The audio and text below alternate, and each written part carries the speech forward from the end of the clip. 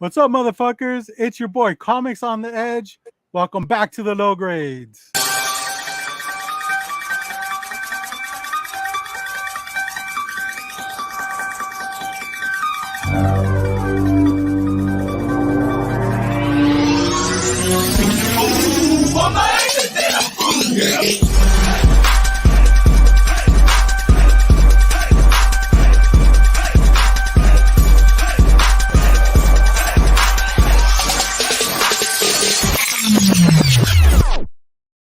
Still bumps. Hell yeah. Yo. That brings us so much energy. Like we were kind of like that, but you hear the intro and we're like, what up? I've had a lot of energy today. There's only like I've had a lot of energy today. There's only one thing that could get the energy higher than that intro. There's only one thing, but you're talking about the chat, right? Yeah, of course. Of course. We love the chat. Of course you were. I like when Robert says that shit where he's like, hey, J2, like, where are we right now? He's like, you know what we should do? Let's get it there. I fucking love it. Yo, everyone, we're fucking stacked and packed today. We got fucking all the low grades in the house. It's gonna be a good show. Peace. Hi guys. Hi fellas. Yeah, we got so much to get through, and just hang out with us, man. Let's do it. I'm watching Hellraiser. For not going to a concert tonight. We appreciate it. Yeah, Ross, thanks for not making plans on a Friday night, dude. Hey, it's funny because Lamb of God's next Friday, so oh my god! Hey, you can miss Lamb of God. Come on. Okay, man. Thank you. I've missed. Thanks, boss. Well, how many? I've only missed one show to a concert. I try to get my I called up Kublai Khan and said, "Hey, only perform on Tuesday because I have a show Friday. Yeah, Hey, you don't miss my show, I won't miss your show. Let's do this." And it worked out for everybody. Yeah. Being in a group like this, it's all about compromise, right? Mm-hmm. Compromise. Mm-hmm. It is. Yeah, communication and compromise, man. Yeah. And it's true though. With any friendship, any good relationship, communication is key. That's what works for my marriage. 19 years. True though, it really 20 in February. I've never been married. I wouldn't know. No, but any relationship, even with your family, your mom and your dad, like I've always been really honest with my mom and my dad. But anyways, that's a white thing to say, but you can't discuss the pertinent details of what I'm talking about at this moment. Okay. Let's say what's up to the chat then. What do you think? What's up to the chat? J2? Man, let's rock and roll to the chat. Yo, as always, one of the first folks here, day one, low grade lifer. We got Jacob Bornowski. I hope he brought the espresso. Shout out to Jayla. Hashtag Dent Head, living a Dent life. We in here doing it real big. Can I give a congratulations good to see really you. quick to Dent Head? I don't watch stories, but I'd like to congratulate my friend Chris, dude. I heard that you are celebrating, I believe, 10 months sober, and you're past that, and that means the world to me, man. Because I love to see my friends. Fucking James. I love to see my friends live better lives. And be better. James is on a downward spiral right now, guys. Chris, he may not watch stories, but it was important enough to bring it up into the chat. Yeah. And he's very proud of you. He cried. Right. We got neighbor to the north in the building. What's up, man? It's your neighbor to the south. Circumstances. What's up, bro? Did you come to troll the chat or what? Hey, we miss you, man. Aero Maestro, how does Steve do it? The horror hermano. I can't do it as good as Steve. Inja Benja in the building. It's good to see you. Oh, hey, thanks for talking shit there, Inja. Appreciate it. Started on time. We try, but it's difficult sometimes. Low grade time. Shout out to K-pop Junkie in the building. It's good to see you this evening, ma'am. Kudos to you. Salute. Pieces. Alaikum salam. Follow her on her YouTube channel. Hey, yeah, she's got the YouTubes popping. Hey, we got family in the house. Yo, what's up? What up, C12? fam? Yeah, Mom C12. What's up, Mom? Hey, hello, Mom. C12H2N1N5. Who else we got? Roscoe. Roscoe is in the building hanging out. What are you drawing tonight, Roscoe? Send us a picture. Roscoe. Oh, I like the hi, Mom. I like that. We got Steve in the building. Steve, hey man, What's you've up, been Steve? watching horror movies. It's Halloween time here at the Low Grades, and you still haven't made an appearance. Shame on you. Yeah, we're glad to see you, Steven. Sure. Shame on you. Damn, he just went full. Yeah, full dude. I government, bro. think we're caught up here. We're caught up, man. Good. Chilling, Marcus. Yeah, he Oh, did yeah. go full government, huh? Full gov, man. You never go full gov. Hey, All I right, do so- want to say, sorry to jump in. I No, just it's all want to give good. a big shout out to everyone. I know James had covered it as well in his story. Thanks to everybody who's been following along so far with 31 days of low grade horror, 31 days of Halloween with the low grades, 31 days of everything with the low grades. It's been awesome. It's been a real pleasure to see in my darker days at the moment. I've been having some tough times. So even if you guys, you know, I don't want anyone to reach out. Just seeing that, when I see stories like that and I see y'all going along and participating, Even my brothers watch, Hocus that. Pocus. Hey, well, movie was that kinda shit, whack. dude. That's not on the list, but yeah. I'm telling Oh, you, hey. like I'm down and out. I won't even have the movie on, but I'll see Wesley or K-pop already watching it, and then they'll post it, and then that builds me up to like, you know what? Yeah, like come on, stick to the game plan. Your homies are doing it. Rock with your homies. They're here supporting you. And so shout out to everybody that's been following along What up, with the CJ? horror movies. It's What's that up, That's CJ my in the brother, building. What up? Mahalo. And Yeah. at some point, tonight, keep in mind we have to do another chat vote for what we are going to watch this Monday. So we'll cross those bridges as we get there. But yeah, I just want to say thank you to everybody for participating. It's been real Sure. cool. Yeah. No, it has been awesome. Even those of you who are Hi, Chef. behind, like don't Chef, what up? don't trip. What's up, What up, Chef? Chef? And congrats on that X-Men one that he just posted, by the way. That's a fucking banger right there. Wait, Oh, man, what? I gotta follow him. I Claim. did not see that. Oh, What? yeah, you I guys just should watch follow his But food stuff, man. X-Men 1, like, did he? What do you mean? 2.0 X-Men? CGC. Yeah, he fucking bought a banger, Dude, bro. Chef Loki has bangers, dude. Like I saw him on Team Nerd. Woo. Yo, I Man. legit thought he wasn't that serious about collecting. No offense, Chef, but like he's so serious Man. about Put cooking, some his passion respect comes on out. his Hey, bro. name, though. Bangers on the stove, bangers in the vault. Come on. Ooh, Yeah. that's a bar. That's a bar. Oh, whoa. I think that's directed to Oh, you, Jay, too. Do our wow. votes count this Wow. time? Oh He wait, sounds like a fucking West member right now, man. I didn't. Shit. I didn't discredit anybody's vote last time. We had to reach out to Ross to break the Mhm, tie. We mhm. had to, so we didn't discredit anybody's vote. What are you talking about, Yeah. NJ? All votes count. All Yeah. votes. What do you mean? Come on.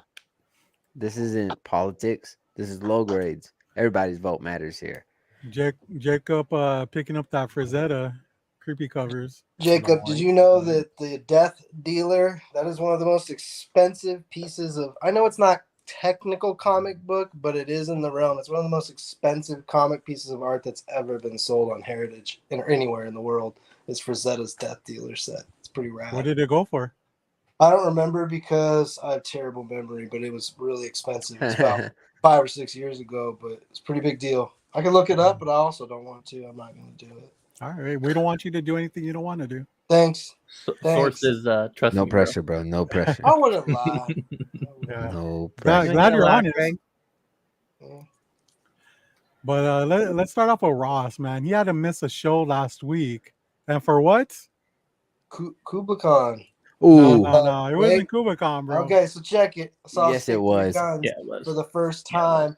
And one of my friends was telling me, because he's seen Stick to Your Guns so many times, and this was after the show. After you see a Stick to Your Guns concert, if you're not familiar with them, if you were to go to one of their shows, you will come out wanting to change the world. Yeah. You will want to come out being a better person. I know that sounds like, it's so corny, but like it's because of the environment, political awareness of the singer, and also Joshua James, who is a legend. You could in just the gaze straight into his community. eyes the whole time, man. I'm not gonna lie. So Roger Murray told me, he says, "Dude, you were at the Stick to Your Gun show. Fucking, I talked to Josh, and he said the show was on a different date. He says I was gonna fucking go. I was like, oh shit. So I wish I could have Roger as my +1 there. That would have been fucking sweet. But I got a brief moment with Shout out to Matthew Honeycutt for taking the time to smile for a picture with me. I got to give a big shout out to Four in Hands. If you can, Google, Spotify, or go to Instagram and look up Four in Hands. They're a hardcore band, but with that good twist to it, something different. They don't sound like everyone else. A little bit of knock loose vibes. So other than that, man, Stick to Your Guns really blew my socks off. So I was very happy. J2 can attest to it too because he saw the same show in his hood. Yes. In my hood, yes, in my barrio, I saw it like 2 or 3 days before Ross. I had never seen any of the bands live before, unlike Brother Ross had seen a couple of them. I had never even heard a Stick to Your Guns song. I can agree with what Ross is saying, but to a different approach. Like when he was saying you want to come out being a better person or changing the world, I felt it was the environment. I saw so many people jumping on stage, like group hug, everyone singing this song together in unison, in harmony. And these people look like us, low grades, like just regular folk, tats, no tats, not like James, rough, tough. Yeah, James is a pretty boy. I'm talking about the other three. Like James and stands out like a sore thumb. Yeah, 2 thumbs. And it was cool. The show, like I was saying, the Stick to Your Guns, just the environment. Never hearing a song before, never had seen them live, never had hearing the band. They're now on my Spotify playlist, and they jam. They jam. They brought the energy. And if you're gonna follow up, like if you're gonna go behind a band like Kublai Khan, like you have to bring like some high octane energy and Stick to Your Guns. They brought it. I don't know the lead singer like that. He has the same first name as me, so what'd y'all say his name is? Josh, right? That's Josh James. He's the guitar player. Well, the guitar player must be the other really guy cool. Is Sam. Oh, I don't know. I just know all the coolest people in the world are named Josh. His handle is Sam Handles, but let's see if we can finish the lyrics because you'll know exactly what songs you're talking about. Where they all get up on stage. He wrote that song when he was 16 years old, where he's like, "Rest assured, well, the heart that's pure." Can you finish it? No, I heard it that day. That was the first. Well, and I've heard it like twice since. We'll be victorious. What up, Juan? Let our hate get the best of us. Retro and Nerdy, what up? Yeah, it's it makes me happy because I'm not really political, but he did actually kind of touch on some things, and I actually went home and did a little bit of studying on Marxism, just to get a good idea of what that singer is about. I don't necessarily say I can agree with everything, but the whole shift between classes, having us living in a capitalist society and having a dynamic shift in classes because of that. So he doesn't believe in that. He believes in equality for everyone, and there should be like a classless society where there is no upper, middle, or low. Like communism. It is like communism. So it's a tough thing to grasp at if you're not like me. I don't know much about it, but that, like Robert just said, it is. Or they would call it like socialism, I believe. Yeah, you're right. Yeah. I was reading about it, and it's different, and he's very well read, and he will talk with you online. He will not argue with you, but he's very well read. So I got to hand it to the guy. Chucks, what up? I mean, he's definitely about the working class. He kind of reminds me of lyrics from oi bands, like kind of like for the working class or something. But he's so not oi. It's so not an oi band or anything. But for the nurses, the iron workers, the people like me, bro, the blue collars, baby. Blue collar, yes. What about us unemployed people? Yeah, and then there's Robert kind of pointed me in the direction of him, and we got Evergreen Terrace, Casey Jones. He's a big deal. I've heard he's a very nice guy too. Yeah. Just a very nice guy. You told me some cool stories just about how he's very down. Yeah, I have a long history with Stick to Your Guns. The first time I ever saw them, it's like you get jumped into a family because every time they show up in your city, you just want to see them. And unfortunately, it got to a point where it was like their shows are just selling out. you know. And one of the stories I was telling What up, Ross Lord was Chucks? sometimes their shows do sell out, but people still go, and they'll go just to listen to the music outside of the building, and they'll mosh. Listen to that. Yeah, That's they'll a mosh. fucking They'll wow. dance and shit like that. So, and I know one of the What up, times Chuck? the band heard that was going on, so afterwards they came out and sang a few more songs too outside. Big deal. So I mean, they're really genuinely nice guys. They're awesome. From Orange County. Josh James is from Florida. And yeah, I you know, even I've seen Josh at like, you know, an ice cream shop one You day, see me and right here all the he was time, all. dude. I've known the other Josh longer. Yo, what's up, Yeah, Mark? Shame on you, Mark. it's Damn, interesting. Mark, what the fuck? Well, I hold Robert in the same regard as people like the fucking dudes in Bane and stuff, because I Yeah. actually seek out straight edge people that came way before me, because it holds me accountable and it's a good influence on me. Not in an idolized way, but it shows that there are people that did come before me, showing like Toby Morse, that I can follow in their footsteps all these years later. And then you know what happens? And we got people like Chris, our friend Chris, again, shout out to him. I remember him asking me, he's like, yo, dude, like, how long until basically I can say I'm straight edge? It's like, when you know in your heart that you have had enough and you're gonna step away from the norm of this world, and you know it, you're straight edge. Yeah. You fucking claim it, dude. You just go, you do it. So I've been straight edge for 5 days, and hell yeah. Claim that Congrats, shit, You bro. look so much better now, dude. Thank you. I look forward to not being tomorrow, but yeah, come Monday, I'll be back. Oh, come Hey, on, man. you know what? We'll take it, dude. But what you know, one of my another story I have, which I haven't even talked to Ross about.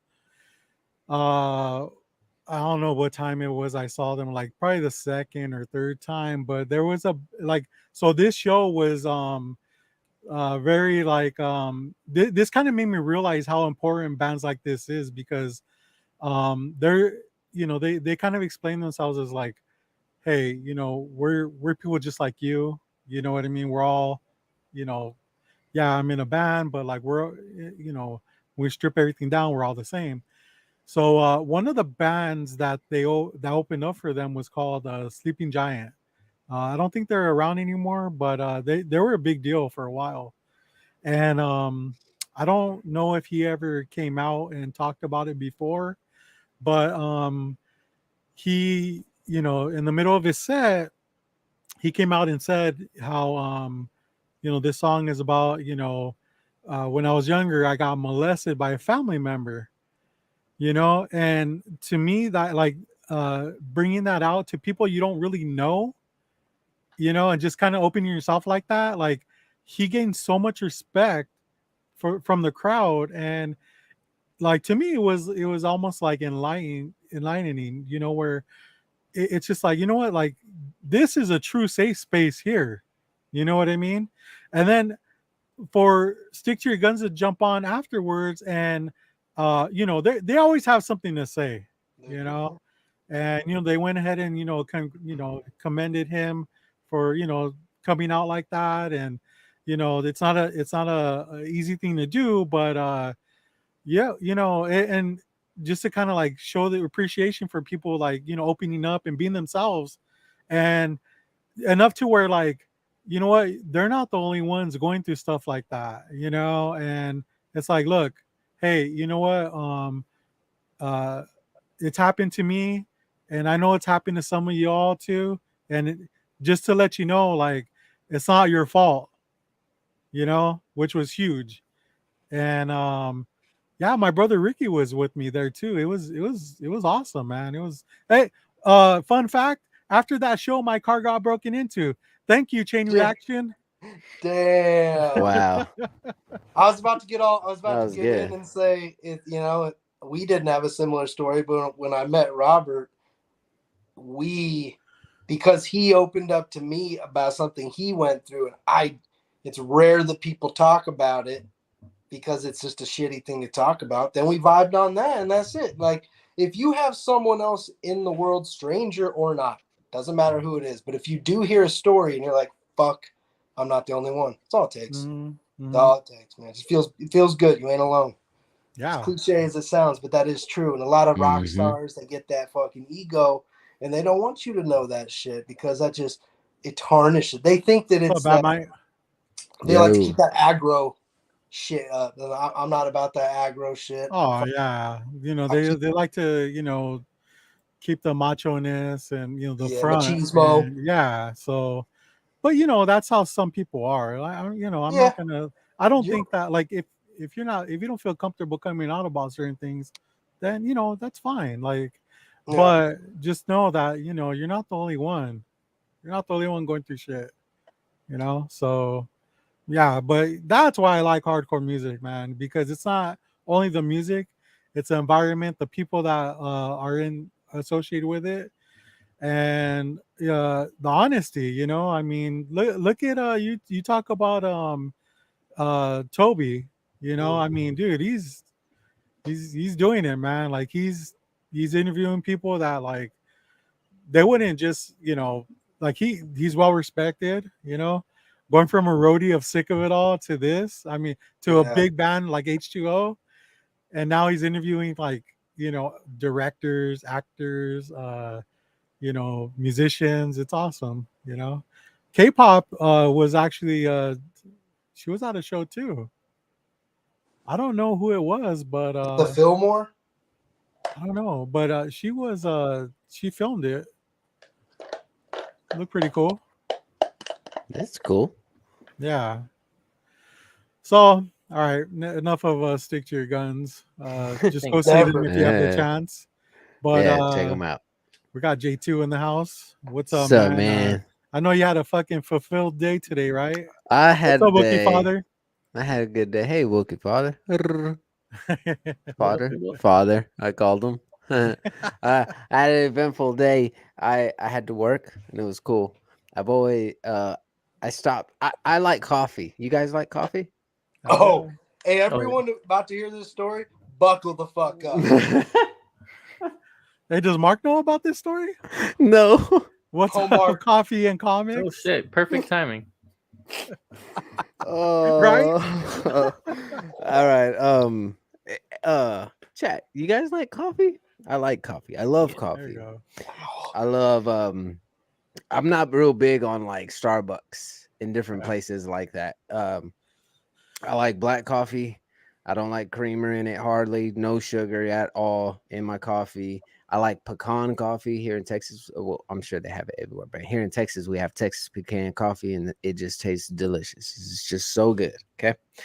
So I distribute bingo supplies, and I've always driven by this little place that's about 2 hours outside of Austin. It's like a black and red little trailer building. It has fire flames all over it, and it's called. I have the card actually here. Look, let me upload the card. It's called Bohica Espresso. Now, when I see this, and this is on the side of the building, when I see this, I'm like, all right, cool. Like, this is probably a rocker spot, heavy metal tattoo spot. Like, these is I'm the same way. Circumstances. The homies, the low grades. This is just like, all right, let's check this out. So I pull up to the menu. I've never been there before. I pull up to the menu. And I roll the window down. I was waiting for someone to come over the loudspeaker. I didn't hear anybody. But I saw a beautiful, beautiful, beautiful black woman poke her head out of the window up in front of me. And she says, whenever you're ready to order, just proceed on up. Just come on up. So thank you, ma'am. So there was no intercom? Nah. You sat there trying to do an order with no intercom. Well, I was looking at the menu. I never been there. All the coffees are named after guns. Like, but you like your coffee black though, right? Yeah, but because I've never been there, I want to see if how can you spruce up black coffee? Like you want to change it up a little bit? Maybe it was called like Ruger coffee. It was all named after guns. So I I'm ready. I'm like, all right, I don't see anything. I'm gonna go with good faithful, old faithful, and get some black coffee. I proceed. I go to the window. The window's about half the size of like a full blown like a door, like a front door. It's a window. This window swings open, and she was a very attractive woman. Let's be real. We're all adults here. She's a very attractive woman, um, who was wearing nothing Yes. but pasties and floss. So even more so attractive. I was caught very off guard because we don't have any places like that in Austin. Um, Yeah. I wasn't expecting that. I like when I saw her earlier, I just saw her head poke out, and I was just like, "Oh, okay, all right, cool." I pulled up, and she opened up the window. I was like, "Hey, what can I get you, honey?"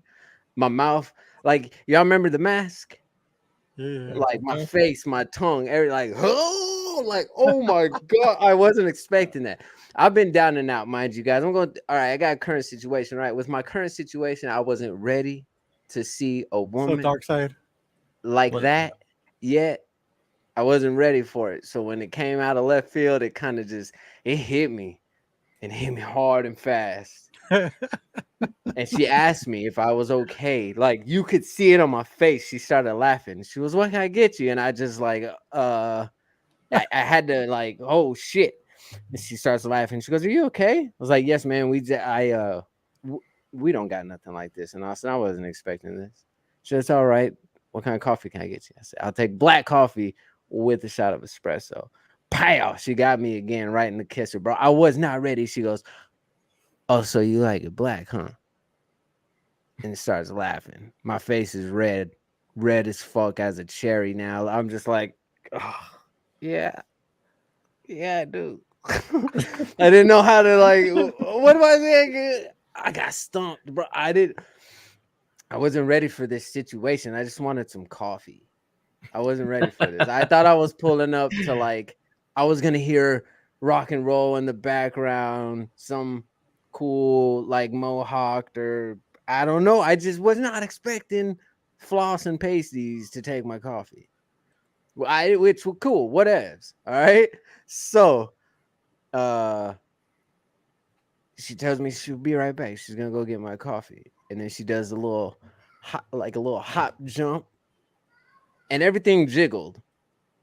She was an attractive woman, I'll say that. Everything and then she hit the corner. Okay. So she hit the corner. I immediately tried to video chat my friends here on the panel, like, holy shit, y'all, look, this is going down like right now. Sub headbang. But they were busy and nobody answered. Yeah, we have work to do, man. What do you Yeah, bro. I was at work. I was at work too. 1/3 of us have work, dude. What are you Right. talking about, I man? was at work. I was on the road. Yo, stay, 1/3 of us. go go for the coffee, stay for the jello. Am I right? Bro, so I'm like, she dips around the corner for a second, and I'm like already like, yo, what the fuck? All right, be cool. You gotta be cool. You gotta be cool. Hit your homeboys up. Tell them what the fuck's going on. Like this is live in the flesh. Like holy shit, I wasn't ready for this. I need backup. And then her head peeps around the corner. She's like, whoom. Do you want whipped cream, Daddy? She serious? Bro, I was ready this time. I turned on the Buddy Love gene from Nutty Professor. Depends on where we put it, was my response. Stop talking, Matt. Depends on where we put it, was my response. Trademark J2, sign that on the dot. She started laughing and goes, "Oh, now you know you need to stop." And hit that thing, Or hit what? the corner. You gotta stop or what? Came back, brought my coffee, and it was on. I got the coffee on the house. Of course, I tipped her though, as y'all saw on the card. Shout out to Bohica Espresso in Killeen. Jayla, thank you for your service today. You were super cool. I needed that laugh. All in all, yes, she was an attractive woman, but it was fun. It was different. I was completely like off, just caught off guard, very alarming. I needed the laugh. It's been pretty. It's been pretty rough for me the past few days. So to have that happen, it was kind of like, yo, what? That was funny. That was cool. Oh, K-pop, no, she didn't, but she did give me a stamp. Hey guys, once I buy 10 coffees, I get one free. So, Nice. yeah, that happened. That happened today. And It you're was going twice funny. a week now. Well, so I make that. I gotta go. I take that route every Wednesday and sometimes Fridays. So I'll definitely be picking up some coffee. I'm gonna like leave for work 2 hours earlier, not even claim the overtime just to make sure I can stop and get coffee on time. yeah. You're gonna be asking Mark if he wants coffee too, right? Right. Well, no, it's on the Yeah. other side. That Mark is more south. This is north, like Mark's past going in tomorrow Austin. requesting a transfer. Yeah. But they got an Instagram. I see they have an Instagram. They have a Facebook. It was funny. I immediately hit up my friends. I was like, "Yo, I just had a moment." Oh, yeah, my boner still works, dudes. I just had a moment. Hey man, she got me. Like, so you like it black, huh? I was like, yeah, shit, fuck. But I was ready for the second time. Whipped cream, baby. But it was fun. It was fun. It was fun. I call that a success, man. Mm-hmm. Lord only knows what'll happen if you step in a strip joint. Bro, so I haven't stepped in a strip joint in over no bluff 10 years at the least. Long time. I just really don't. I didn't know how to react to that today. I wasn't expecting that, and given my situation, it just I didn't know if I was ready to see a woman that unclothed. But it was funny. He wasn't expecting titties in his face and shit. But it Hey, was you just lucky you cut your fucking hair before you went, cause hey, bro, I'm so happy I was not looking like bum status 2 weeks ago, J2, bro. But I would have had the Joe Dirt patches. I would have been there like, "Hi, baby, can I get me an espresso?" Like, oh, just extra nasty. This one from my boy, Mr. Stout. He like it real espresso. They got Compound Strange in the house. What's up, man? What Hey, up, Matt. CVS? What up? Yeah, Mark, definitely. It's in Killeen. We gotta make a little drive, but it's worth it. Yeah, I'm happy. At least I had a hair. Well, no, it's not like we exchanged numbers or anything. It was harmless. It was completely harmless. It was just funny and fun, and that was that. Yeah. Well, you'll have more ammunition when you go next time. So, oh, bro, I'm gonna be ready. Yeah, you better keep us in the loop on that. Cause I'm gonna show up next time with pasties, my shirt off, see if they're expecting that. Be like, y'all got me last time. I'm gonna get you. I know, right? Yo, what's up, Jack? Jackal in the house. Yeah, hell yeah, man! Shout out to Bohica Espresso in Killeen, Texas. You should have actually taken a selfie with the cup and tagged them in it. I didn't. Maybe next time. Maybe next time I'll get to take a selfie with them and then tag them on the post. Well, I know you still have the cup because you're not giving that shit up easily. No. He's already refilled it. If you know what I mean. He filled it.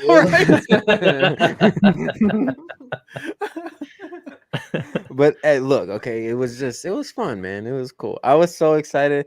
I tried to hit y'all. Hey, y'all be ready. If I sporadically hit y'all on a video chat, it's all right. What's J2 in? What's he getting into? What's this about? Yeah. You know what I The way mean? my schedule's set up nowadays, bro. Do you want whipped cream, Daddy? Depends on where we put it at. Let's shoot a shot. It feels good to be back, guys. Yeah, dude. That was fun. Hey, can we vote? Can we get the vote out of the way? We got homies in the chat. Since you're already here, let's go ahead and take it over, man. Yeah, we'll do a quick vote. All right, guys, y'all know how we did last week. I'm gonna post up a list, 3 movies. We're gonna vote 1, 2, 3. You put it in the chat. Whichever one you get, Whichever one we vote, we watch on Monday. Who's down? I know y'all are all down. All right. So here's our list for this Monday. We're gonna take it a bit easy. We watched Hellraiser. We watched A Nightmare on Elm Street. We saw some things that are sure to, shake you out your boots and leave you with the shivers. Here we got Paranorman #1, Monster House #2, and James's favorite, James's pick, Scooby Doo. On which one? Which one do you want to do? So I said Scooby Doo the animated, meaning like Scooby Doo on Zombie Island, which for me was just a classic staple of my childhood. Wait. We didn't even drop a start line, guys. Hold on. I was also on James's side because that porn parody fucking is fire.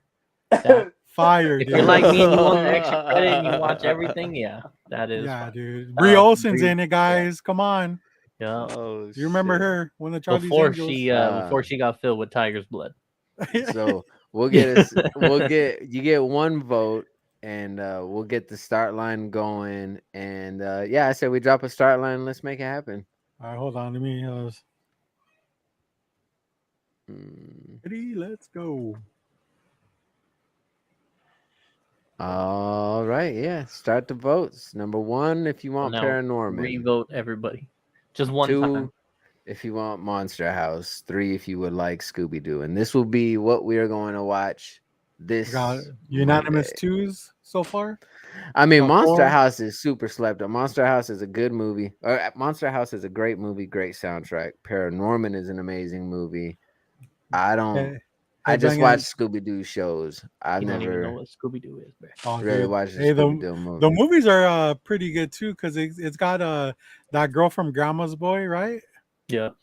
She was Velma, and but you're talking about live action, which I mean live action. I thought the first one was cool, and it got Sarah Michelle Gellar and Freddie Prinze Jr. and Matthew Lillard from Scream fame.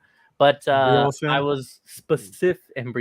I was specifically referring to the cartoons. There's a Zombie Island one with the zombie pirates, and then there's the witches one. Also, yes, Ninja. I was going with Zombie Island, although the witches one is also another favorite of mine too. I didn't know that one existed. Hey, well, as this is voting, has everyone voted? Do we got votes in? Can I tally up yet? Because I want to talk about a movie that came out today, aka yesterday, and I'm excited. I'm ready to talk. I don't know who else wants to talk a little bit of Hellraiser, but it's been on my mind. I was watching it again right before. Yeah, I was watching it again right before we came on. So yeah. Ross, what do you think, man? You're in on the fucking orgy. What's up, man? The inside jokes here, huh? Oh man, well, oh god, I don't want to ruin the mood. I didn't like it, so I'm gonna let you guys talk about it. I'm just being honest. What's up? Yeah, tell us. Yeah, hit it. Well, when you said last night that the bullshit characters, I really thought that they wasted a lot of fucking time with so much of the characters that the last 15 minutes of the movie was so fucking good, bro. Like, you know what I mean? Like that last section of the movie was so good. I thought there was just a lot of wasted time, especially in that first like 30 minutes. And that was, I wouldn't say I don't.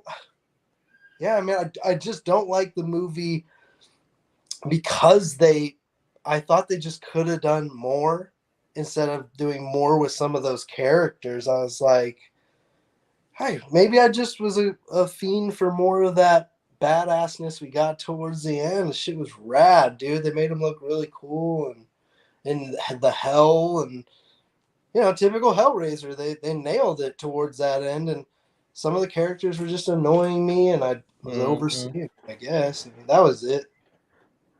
Very quickly, I will intervene. It's unanimous decision. Monster House is what we will be watching on Monday. Back to Hellraiser, everybody. Ninja, your vote does count, especially yours. Unanimous. Yes, well, she voted like for all Hellraiser. 3 of them. So, I mean, I watched all 3 of the last. I will say if if I compare it to the other Hellraiser movies, I enjoyed it. I enjoyed it a lot. If I compare it to the other Hellraiser movies, uh, I loved that the music was reminiscent to the first one and the second one. They are done by the same composer. I suggest you get the vinyl on soundtrack. If you're into horror movies, it's great. I like the design of the Cenobites. Yeah. I did like that. They were very Torture Soul-esque. If you guys are familiar with that McFarlane line, Tortured Souls, the Yeah. action figures, Yeah. they're very Tortured Soul-esque. Of course, you got to have the chatter, the Weeper, the Mama, and I think not the Howler, the one that the breathing one. That one, the The breathing, and Weezer. that was the Weezer. Yeah, The we'll call it the yeah, Weezer. is it called the Weezer? Because that's what I'd call it. It was The the wheezing sound was was great. nasty. Really I great. will say this. I did not like the first introduction to the Cenobites. I didn't like that scene in the park where they tried to use uh two of them as a jump scare. You don't use Cenobites as jump scares. Cenobites are not jump scares. Hellraisers are not jump scare movies. That's what you just don't do that. It's not gonna work, dude. Those kinds of characters, those kinds of villains are very mature, very fuck, can any of y'all help me figure it out? They're very mature, they're slow, like they turn the corner. Just them, they're scary in itself. They don't Their need to jump presence is out and scary. scare you. Yeah, their presence, their aura, their vibe. So when the director did use them as a jump scare for that one time at the beginning, I started to feel like Ross. I was like, nope, I'm not liking this already. I'm not liking this. I'm not fucking with this. Cenobites are not jump scares. Do not do that. I did love the layout of the laminate configuration. That's why I wore my Hellraiser Deader hoodie. Um, I I loved how when it would change to a different configuration, I loved how the setting around them would also kind of move like a puzzle box, like the Yeah. walls would push back. Like that was cool. I love how they spoke about. Has anybody like? Am I allowed to speak freely on this movie? Spoiler wise, Did everybody? Nobody in the chat, from what I've seen, has seen all of it. Fuck. It hasn't even been out for 24 hours, J2. And Except for Arrow, we know Arrow saw it, but that was it. K-pop said she was gonna watch hey, tonight. if y'all want to mute me, because I'm about to get balls deep Here, real let me fast. put hold on. I'm gonna put a banner I gotta get there. I gotta get there. You know what I mean? As a fan, like a Uber fan, because as soon as I saw it in the movie, I even messaged the homies. I was like, "Oh shit, the cube looks like this now," and I kind of a quick explanation of what the cube is that I was trying to describe what it looks like, right? Because man, Hellraiser, the universe, everything about it, it just gets so deep, right? It's kind of like Marvel. It's this big, I wouldn't say a multiverse, but it's just this huge universe with all these different characters and all these different functions and stuff. You know what I mean? Thank you, K-pop. I appreciate that. So I love how we talk about Leviathan already. Yes, please, Mark, bounce. I love how we talk about Leviathan already. I love how they show Leviathan. I thought it was a super cool Easter egg when the laminate configuration at the very beginning takes its first victim and then transforms into the shape of Leviathan. If you guys aren't familiar with what Leviathan isn't really hell. It's also obviously it's not heaven as well. Not no disrespect, whatever. But Leviathan is where the Cenobites come from, and in Leviathan, like there's rooms, there's just endless amounts of different things. There's a different Cenobite for a different thing, for a different torture, for a different just whatever. So in this movie, you do get the introduction of some new Cenobites, and you get the OG ones. But I thought it was super cool that we got to see Leviathan. very cool this early on. Being a big Hellraiser fan that I am, it was super dope. But yeah, there was just some scenes that I would thought were okay. We could have done without. Maybe things I would have done different. But of course, I'm a fan, right? Like I told the homies, I was like, "Yo, I feel like I'm in an Easter egg hunt throughout this whole fucking movie." And I sat there and I nitpicked every scene, and it was fun because James and I remember I messaged the guys in the chat. I said, "Hey, is Hulu running on Pacific time?" Because I thought I was Are gonna we have to are wait we done till. with the spoilers? Yeah. My bad. I'm just going on.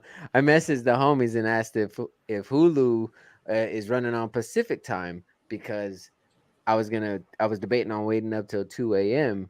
and James told me he thought that it might have already been on there, so we both went to go see. So sure enough, it was on there, and I get all excited, and then Ross pops into the chat like, "Yo, what's going on? There's a lot of ruckus going on in Yeah, this I chat. know. What's going on?" And I was like, "Yo, Well, bro." it was funny because he was like, I'm gonna watch it, and I'm like, well, fuck off, I'll fucking watch it right now too. And so then we kind of both were thinking at the same time, like, we got to do that thing where we watch it together. We started at the same Oh time, my and he's like, god, hey, give me like 2 minutes, let me go get some you guys popcorn, are such whatever. nerds right now. So then he I calls I Pop me. remember tarts, that from Pop tarts. yesterday. It's just like So he calls I was like, me. "Are you serious?" Like, My So wife he was calls saying me, the and same we're thing, so sitting you there guys going, are all right, ridiculous. 3, all right, let's hold each other's 2, hands. Yeah. 1, go. And then we both hit go. What's up, Moonlit? What up, Moonlit? And then Yo, I got a yo. fucking ad, so then we had to do a little countdown. And then we're like 3 minutes in, and then Ross is like, wait, I want to do it too. So now we're like, all right, you gotta do another countdown when you get to 3 minutes, because that's where I we're was at like, right now. guys, hold on. I'm still out. 258. And we did. We managed it, man. It was dope. It was cool. We all got to watch it together in Yeah. spirit. Like that was fun. Ross, I will say, dude, I'm sorry you didn't enjoy it. I'm glad you liked some parts though, right? Like Yeah. it wasn't a shitty, terrible movie, but I'm No. glad it didn't live. I mean, I'm sorry it didn't live up to your expectations. I definitely want to watch it again. To fully wrap my head around it. There's a lot of things I like, but I also know there's things that I was like, I just really didn't like this, or I really didn't like that.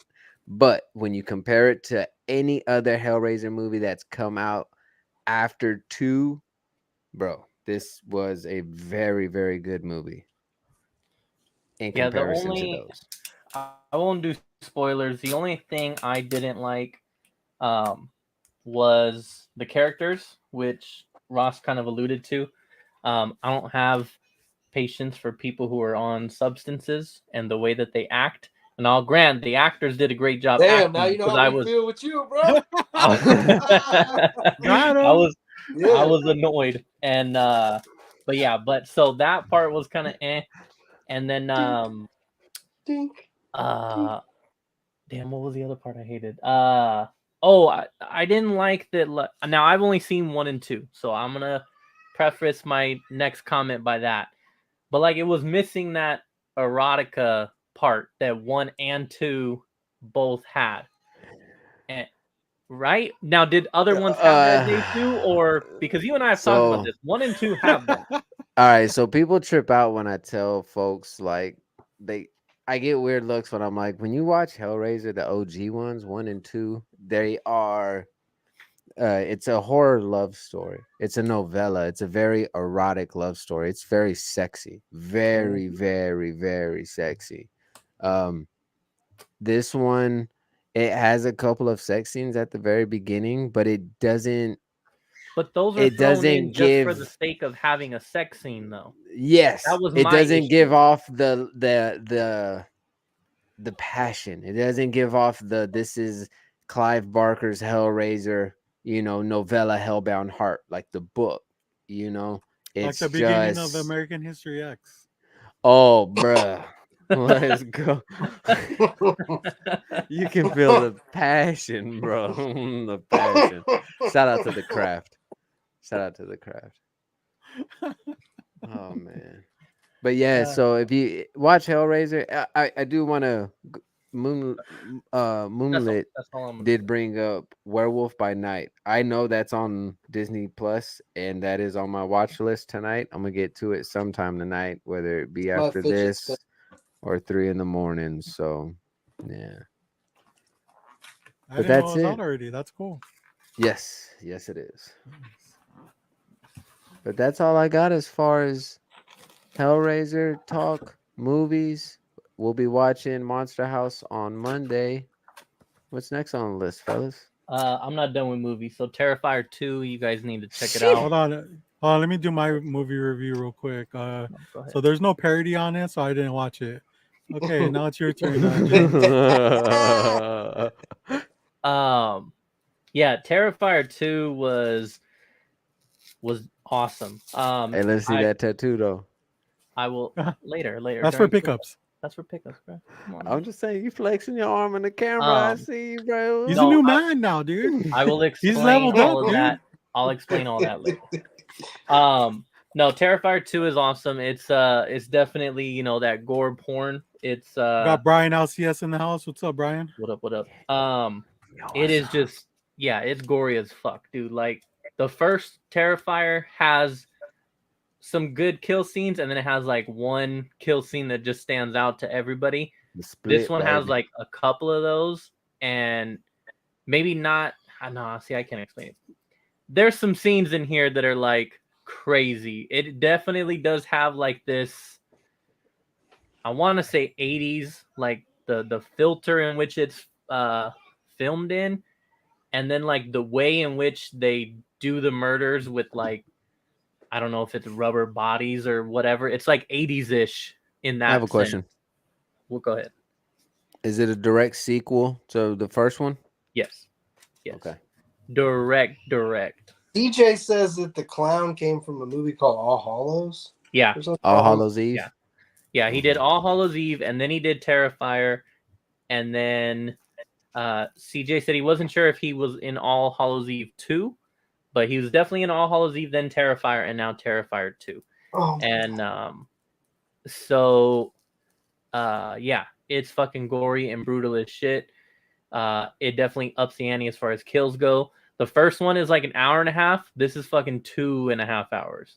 So it's a way longer story, way more like fleshed out. Of gore porn. Way more hey, fleshed K-pop's out. into it, dude.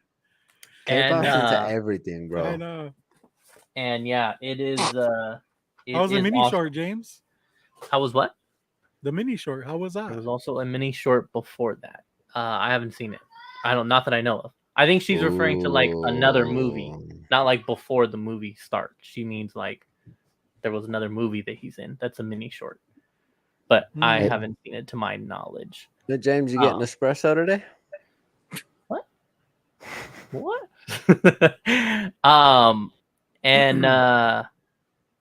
But yeah, and then also it does tell you in the beginning, but this is one of the probably the only movie I'm aware of. There's a mid-credit scene, and at the very, very end of all the credits, there's like a legit 15-minute podcast interview behind the scenes where these podcasters, they're probably famous podcasters that I'm not aware of because I don't watch them, but they are interviewing the director, and then the guy who plays Art the Clown pops on for a minute, and they're like just talking to him about the movie, his idea, where he wants to go in the future and all that kind of stuff. And I just thought that was kind of cool to throw that in at the end of a movie. But yeah, definitely go watch it. Nice. That's all I got. Oh, and the Dahmer oh my. No, not the show, but the Netflix has that series like about the tapes, something tapes, and the Jeffrey Dahmer series just started today, or just came out today. So it'll be like interviews John with him. Wayne Gacy one too. Yeah, it's the same. Yeah, and then they did the Ted Bundy one and all that. So now they just released the Dahmer. Your favorite clown, James? The Gacy tapes are dope. That was dope. Yeah. So the Dahmer one just came out today, and I'm sure a great follow up for the Dahmer series. But yeah, I watched Pearl. I loved it. That is all. Oh, yeah. No, come on. What do you mean that is all? I took my daughter. It was cool. was a little awkward. Is that what you were gonna A say? little bit, yeah. You know, I'm not gonna lie, but Huh. I handled it like a champ. You know, but yeah, huh. it was good. It's, What man, kind of be a snacks did you goth, get? bro, huh? What kind of snacks did you get? Um, we didn't. You know what? I tried to order stuff because you gotta do it through your mobile phone, and shit wasn't working. So we didn't get Ooh. shit, dude. Yeah. So you Trash, got a bro. No refund. pickles. Refund on what? I couldn't order. You get a refund on your ticket because you can't. You tell them I can only enjoy movies with my snacks, and y'all motherfuckers fucked up my snacks. It's all good. We ate before we went there, so fuck them. Oh no, see, They'll I get ate our twice before I business. came here. What do you normally get? Who, me? Yeah. I mean, you know, I get a glizzy if they got glizzies. If I if knew not- that was coming, dude. Dude, they're like, hey, somebody actually ordered a glizzy. Let's let's defrost that shit. Get the frostbite off of it. if not, then I'll settle for popcorn or nachos. Your love for glizzies just infuriates me sometimes. Because I think you're fucking with us, but you're not. No, I'm not. I have now made a weekly Costco trip ritual. So I go get my weekly Costco glizzy, and then like today for lunch I had macaroni and glizzies. So Again? yeah, that was lunch. Motherfucker, you got a problem, dog. I got You got a problem, bro. Glizzy King, dog. Glizzy King. From all that drinking he does, man. Oh, God, his taste was all fucked up. Yo, what's up, Guy Forge? What You like hot dogs, dude? the glizzies. You like? Yeah, he likes those Italian sausages. You know what I'm saying? No. Not you, Guy Forge. Oh, It's an amoeba. Speaking of, y'all seen that Mario trailer though? Nah, bro, I don't watch Oh. trash, bro. Oh. I'm just kidding. I'm kidding. It's spooky season, man. I'm not watching nothing. No, I I mean, know. well, preseason basketball started, so hey, the Bulls won tonight. Let's go Bulls. Preseason is on, but other than that, man, it's How it's about nothing but horror over here. MMA, aka Warriors practice? You seen that? What did I miss? You didn't see Draymond, the leaked video of Draymond Green punching the shit out of Jordan Poole? No, I did not. You haven't seen that? No, can we run that on here? Can we play that? Like he punched the dog shit out of him. He fucking Superman. So like 2 days ago, they dropped the news that the Warriors were possibly going to discipline him for a fight at practice. And I'm gonna call David Stern right quick. The video wouldn't it be Michael Silver, bro? I don't know, bro. Anyways, so they dropped TMZ bought the video, so someone leaked that shit and probably gonna get fired. But the video shows like the two of them just kind of you can tell they're chirping at each other, and Draymond walks up in Jordan Poole's face. Jordan Poole pushes him out of his face, and Draymond just fucking Superman punches him. Boom, got him, and you can see Poole kind of he dropped him a little bit, and then everybody gets in there. He Draymond Green is thicker than Jordan Poole. Jordan Poole, this is his second year. He's a rook. He's a sophomore now, but he rocked him, bro. That's crazy. Yeah. Damn NBA drama, bro. Don't be hating on Wiener Schnitzel. I hope that wasn't a shot at Wiener Schnitzel. Oh, God.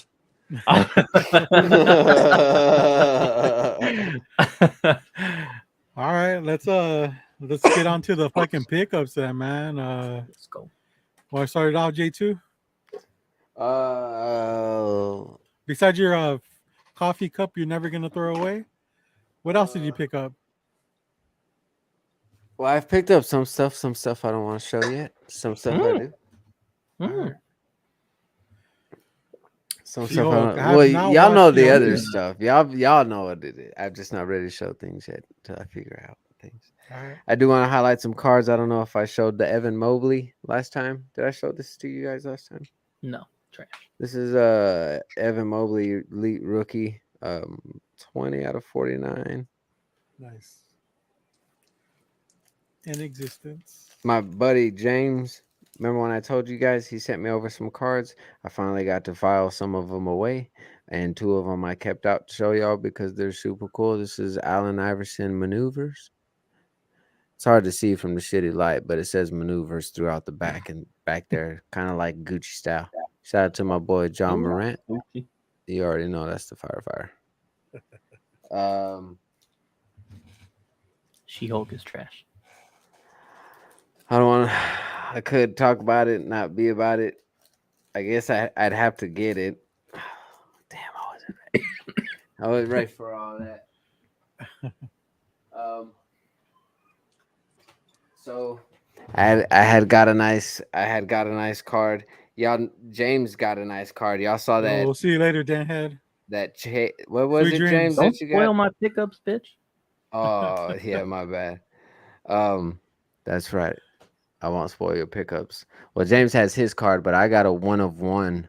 Derrick Rose. Ooh, in existence. In existence, 1 of 1. Ross, you suck. Derrick Rose. This is from the 2014-2015 Panini National Card Show. It came on a Panini VIP badge. Hollow blue, beautiful card. Super card. Has its little 1 of 1 badge. Being a huge Derrick Rose fan that I am, I feel now like I don't really need any other card. I could get an autograph of Derrick Rose, which would make it like I had a whole bunch of Adesanya cards. Well, now I only have 1. It's the autograph card because it's like I reached the peak of Adesanya cards. It's the Grill card. So, like to me at this moment, this is my Derrick Rose Grill card because it's a 1 of 1. You could do a relic. It's a 1. It's a 1 of 1. Some people have 1 of 5. This is a 1 of 1. So yeah, just oh yeah. right there. Yo, what's up, Pocan Joe? And that's it on my pickups. Nice. All right, bye.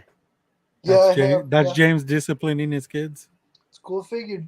Cool figure. I'll be getting it. Fucking wow. They wild, bro. What? What I miss? Oh, I just saw a picture of that figure. What did I miss?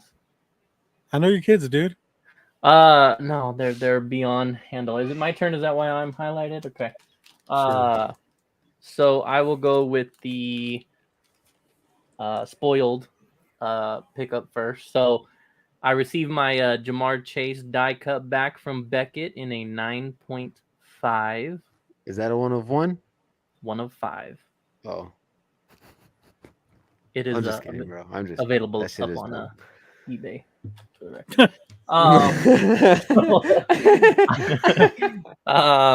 do you have it up for? Are you gonna disclose that? Why not? I mean, I just fucking I have no other information to go off of. I threw that bitch up at 2,500 because can I put I put it up? Guy, you ain't gonna get. Can I put it on? Hey, can I get a picture of it and put it on my Slabs account and see if we can try to move it there too? You're right. You're right. Hey, we might be able to. What's up, man? You never know. You never Hey, know. what up, homie? Hey, listen. Hey, I Eric, am what up? 200 in for the break, and I am 160 in for the slab. So, as far as I'm concerned, any 400, 500 and up, I'm winning. So, wait, 160 for the Beckett slab? Is that with the fast track? That was like total. Yeah, my total was 160. That's with shipping, fast track. There is one version that is faster than what I did. I forgot. I want to say it's like maybe 1 or 2 days or some overnight type shit. All that. But I just did like the 3 to 5. I got it back in a week, like legit. They're not fucking playing when they tell you their turnaround time. Unlike bro, what do you think is CGC or what? That's what I'm saying, bro. They still haven't checked in my shit. But anyways, hashtag see you later, PGX Guy Ford. Hashtag Hurricane Ian took out Sweet dreams, buddy. Peace. Later. All right, so my other pickups are going to be from a little combination of Lodi, Comic-Con, and eBay. Lodi. I'm over here calling it Lodicon. I'm like, yeah, James is at Lodicon. So $2,500, huh? Yeah. Yeah, but that tattoo must be getting to you, bro. Hey, fucking listen, Ross, dude. Listen. Go look up Jamar Chase Hey, do you cards. have best offer on? Okay. No, I don't have best offer. Oh no, I do. It's You're right. I bid. do. Starting bid, dude. Hey, look. don't be mad at me because you spent $1,000 on your immaculate or whatever and made like $400 after selling your card, if that. So don't come at me just because you took a L. Because I'm gonna take a dub no matter what. I'm taking a dub no matter what I sell this card for. Hey, that was not an L. That immaculate was a passionate rip for the low grades. Right. That was not an L. Right. Passion. And although I don't want to notice money like that. Where I come from, money speaks better than passion. Hey, all right? I don't. Hey, you might. You might call it. You might call it worthless. But look what I got now. It's not worthless, bro. It's not worthless. You're right. Because it's your card. Benefited from that. Because it's your card. Stop now, playing, bro. It ain't worthless. This shit is fire, bro. This is probably like my favorite card in my entire. It's the only card. I got all my John Morant rookies, everything put away. This is the only fucking card that I have out on display every day, dude. Yeah, man. All right, man. Sorry about that. So, continue. Lodi Comic-Con. So I went to Lodi Comic-Con. I hit up my boy Brian, aka Comic Web, and I never saw heard of him. Is he in this chat? No. No. All right. So I saw that he had some Spawn books off to the side. So I was like, hey, let me see what those Spawn ones are. And it ended up being that he was sharing like the right side of his wall with his buddy. So it ended up being his buddy's stuff. So then his buddy pulls that. And then he's like, oh, you're in the Spawn. I got this book and I got this. And so I end up being fucking like sandwiched by two vendors who were just like, here's my Spawn. So I ended up pause. So I gave him my phone and I said, look, here's my fucking inventory of Spawn. Go through what I don't have, pull, I'm going to buy it. So I ended up picking up a decent amount. I won't go through all of them, but I did. These are pretty much already on Instagram, but this is the new first appearance, whatever. I'm just trying to complete my Spawn run because I put it off for a long time. And then a couple days ago, Tom McFarlane releases that bullshit about some movie announcement. I just got this like 10 minutes ago. So I like this cover. So now I just want to try and complete my run here since it doesn't cost $1 anymore. This one I posted today. This one's fire. Sounds good. For a Spawn book. They say we don't do comics enough here on the show, so I'm trying to give the people. Who says that? That's what motherfuckers say. I did have a good time. I like this one too. This one's fire. That's okay. I didn't know he could throw thunder like that. Yeah, bro, he's Zeus, bro. And then this one. All right, and then I also got to meet Tony Moran and have him sign my Halloween #1. So that was dope. I put this on my post, on my Instagram, but I just thought that it was dope that like he really did come through the line and shake everybody's hand, tell him that he was thankful for them being there, because I had heard a lot of bad shit about Tony Moran. And so I had a great experience. I thought it was dope to meet him. He complimented my shirt. It was all good. That's debatable on if he said that. Was there witnesses? Yeah, the motherfuckers that was standing in line behind me. The girl behind me who also complimented my shirt prior to him complimenting now I know you lying. No, girl. Shout out to the homie Keith. Hey, bro, those shirts are fire, dog. What does sign where you signed? What does it say? It says the real shape. No, I'm just kidding. Tony Moran, Michael Myers, H1. Oh, okay. I thought he personalized it. I was gonna say, what an asshole. So can you explain to those that may be confused, because isn't Nick Castle the shape? You are correct. Technically, what you are looking at right there, as far as that gentleman, is going to be Nick Castle. But about, let's say, I don't know, 45 seconds after this scene here, he gets his mask ripped off, and that is when Tony Moran plays Michael Myers in the unmasked scene. And so there you go. So if I ever get to meet Nick Castle one day, I will have him sign the book as well, but I don't know that that'll ever happen. Nice. And that's my horror haul. All right. I'll go next. I'll go next. I'll leave the best for last. Thanks, bud. I can't throw mine either. I don't have a bed. You throw like a girl, anyways. You're not lying, bro. I was never good at throwing a football. So I went to some flea market. It was kind of it was okay. I wasn't too thrilled with it because there was like a lot of shit was expensive, and I didn't like that. So not yet, Keys. yeah, I just really yeah. So I didn't really get too much stuff. I kind of did, but not really. So I like this cover, Wild Cali's Christmas Classics. I handle my balls. I just like the artwork Good on detail. that. Yeah. Ross will love this one from his favorite artist. Oh my God. And that's the book. Yeah. Nice. That's the book. Got a Kool-Aid packet in there. Fucking amazing. Gets you high. T2, Terminator 2. Arrow wants to know how much were the churros, Robert? It was kind of a yuppie flea market, to be honest. Was there glizzy vendors? Nah, man, they had horchata. Bro, they don't got glizzy vendors at the flea market. No, see, that's fucked up, the flea markets in California are different, bro. Like it's not. Man, you're talking about a swap meet. Swap meet, you'll find all that shit. Oh, flea market's different. Flea market is like, I guess, like higher end stuff. You know. What? Yeah. Wow. He's here in Texas, bro. Holy moly. No, swap meets, you'll find stuff from like that people just have accumulated for years, but flea market, you'll find more antiques. Yeah. Hey, so check it out. I'll try to get to a flea market tomorrow, Texas style, man. Man.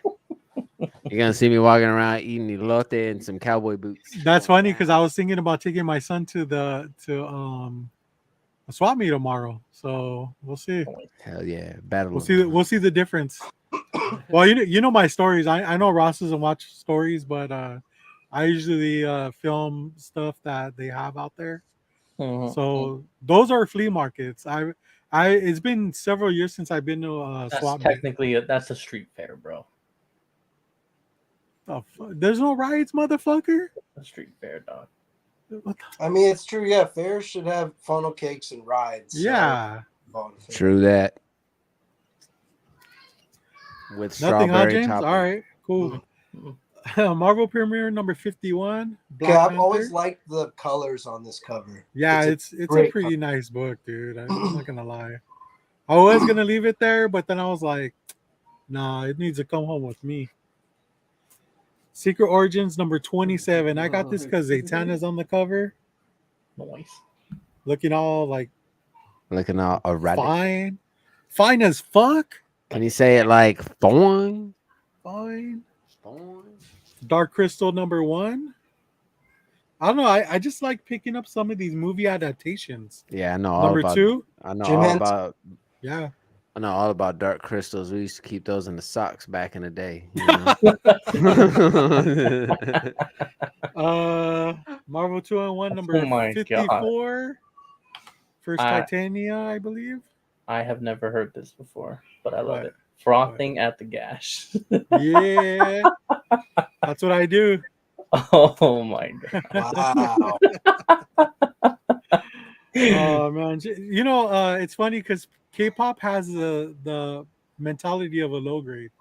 You know what I mean? Her mind goes straight there. You know what I'm saying? Hey, y'all going tomorrow, Mark? K-pop, what did you think about my post earlier today? The one that got Ross in trouble? That one? Or? Yeah, no. The one pets? After that. Did you see the one after that, Ross? No. Oh, did you tag dude. me in it? You didn't tag me in it? Yes. I always I didn't see it. Are you sure you tagged me? Are you talking about the one with pets? No, you didn't. You didn't tag any of us. You tagged you tagged the low grades, and then I think you put like 31 Days of Horror or whatever, but you didn't tag any of us. Dude, Ross, yeah, you look it up right now, Ross. Good one. It's a good one.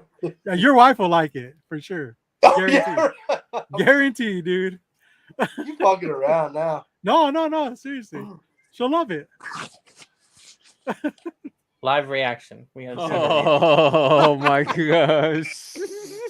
You can turn the camera off. Just give us the audio. Ross, while you're at we're it, you seeing can repost it for me, dude. You can bring, No, I'm not gonna.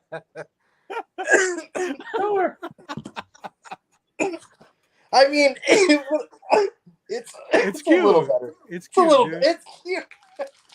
I'll get a reaction. Yeah, we saw that K-pop though. All right. Star-Lord Special Edition #1. Beggar ass cover. John Byrne. Yeah, I think so. Maybe Chris Caramo. No, Terry Austin. I was wrong both ways. Nolan Ryan. Hey, What? shout out. In the winning pitch, featuring Tony the Tiger. Really That's like badass, that. dude. There is a Nolan Ryan documentary on Netflix. I was just gonna say that. Is it good? I haven't watched it yet. I think it's called Facing Nolan. Yeah, it's really good. Facing Nolan, man. Yeah.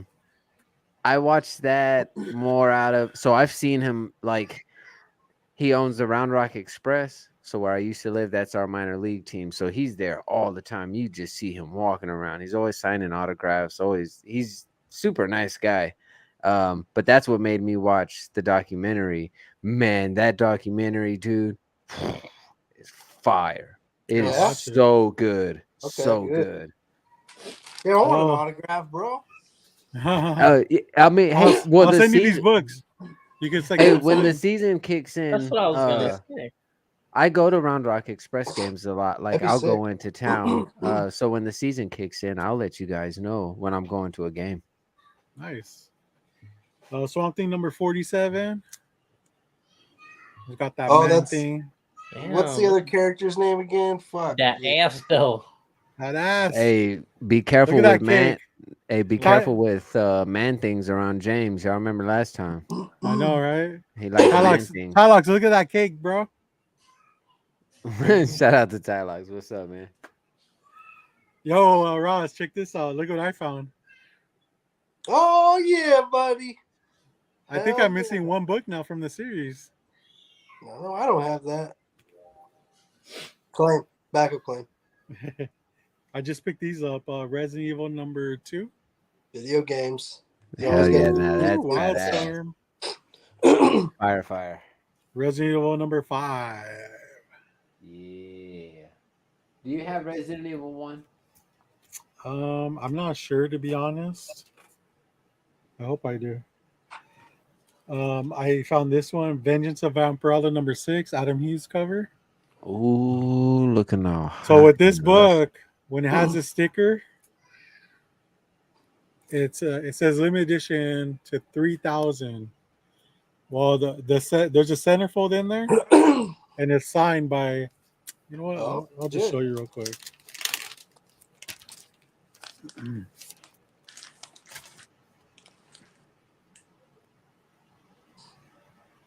It's signed by my boo. Damn. Noise. Yeah. That's cool. 10 of 99. What? Inexistent? That's what it says. I mean, I don't know how accurate that is. Back in those days, or does that mean like the date? Is that October 1999? Yeah. Oh, maybe. All right, I got a few more. These are going to be magazines size. Stick Boy #1.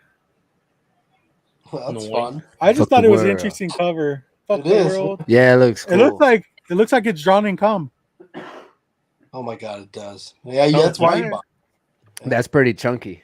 Mm-hmm. The world is my rotten oyster. Wow. Tight. I like getting these on the cheap. So New York Comic Con 2015. This is a Andy Kubert cover. It's okay. But then I found this. This is a Fan Expo Canada. David Finch cover. New York Comic Con 2016. Jim Lee cover. You can always tell Jim Lee's work. Yeah. Oh, for sure. And the last one is a Frank Miller 2016 Fan Expo. I love this cover. Same with Frank. You can always tell Frank Miller's work. Yeah, that fucking blood, just the blood splatter is just sick, dude. And that's the wraparound, right? It's not. It's not. No, it's a program. Like no, but didn't they? I thought, did they not make a wraparound variant? I swore they made a wraparound variant. They did. They did, but it's like a Dark Knight 3 or something like that. The Master Race shit. Yeah, Master Race. See? Oh. And the last thing I have is my boy James sent me this. Yeah. Finally got it. Finally, after all that shit you was talking last week. Oh, I know, right? I just had to check my mail. Too? When did you get it? Did you get it on Saturday? You got it like the next day? I don't know. It was sitting in my mailbox for a while, so I probably had it last week. Nice. Why is yours a girl, J2? Wow. Huh? No, it's not a girl. It's a dude with a microphone. He's a rapper, and he got chains. He's a freestyle. Nice. Bars for days. All right. The moment we've all been waiting for, including Ross. 11 months. J2, give your boy a goddamn comic book, damn, bro. 11 months. I got you, bro. And this is the original Alice in Wonderland comic book. Ooh, I'm gonna get the fucking glare going, dude. This is 1948. I know 4.0 with that edge right there missing. That's cool, dude. You're actually gonna love seeing some of these grades. They graded harsh until the really low grades, and I can't believe some of the grades they gave him.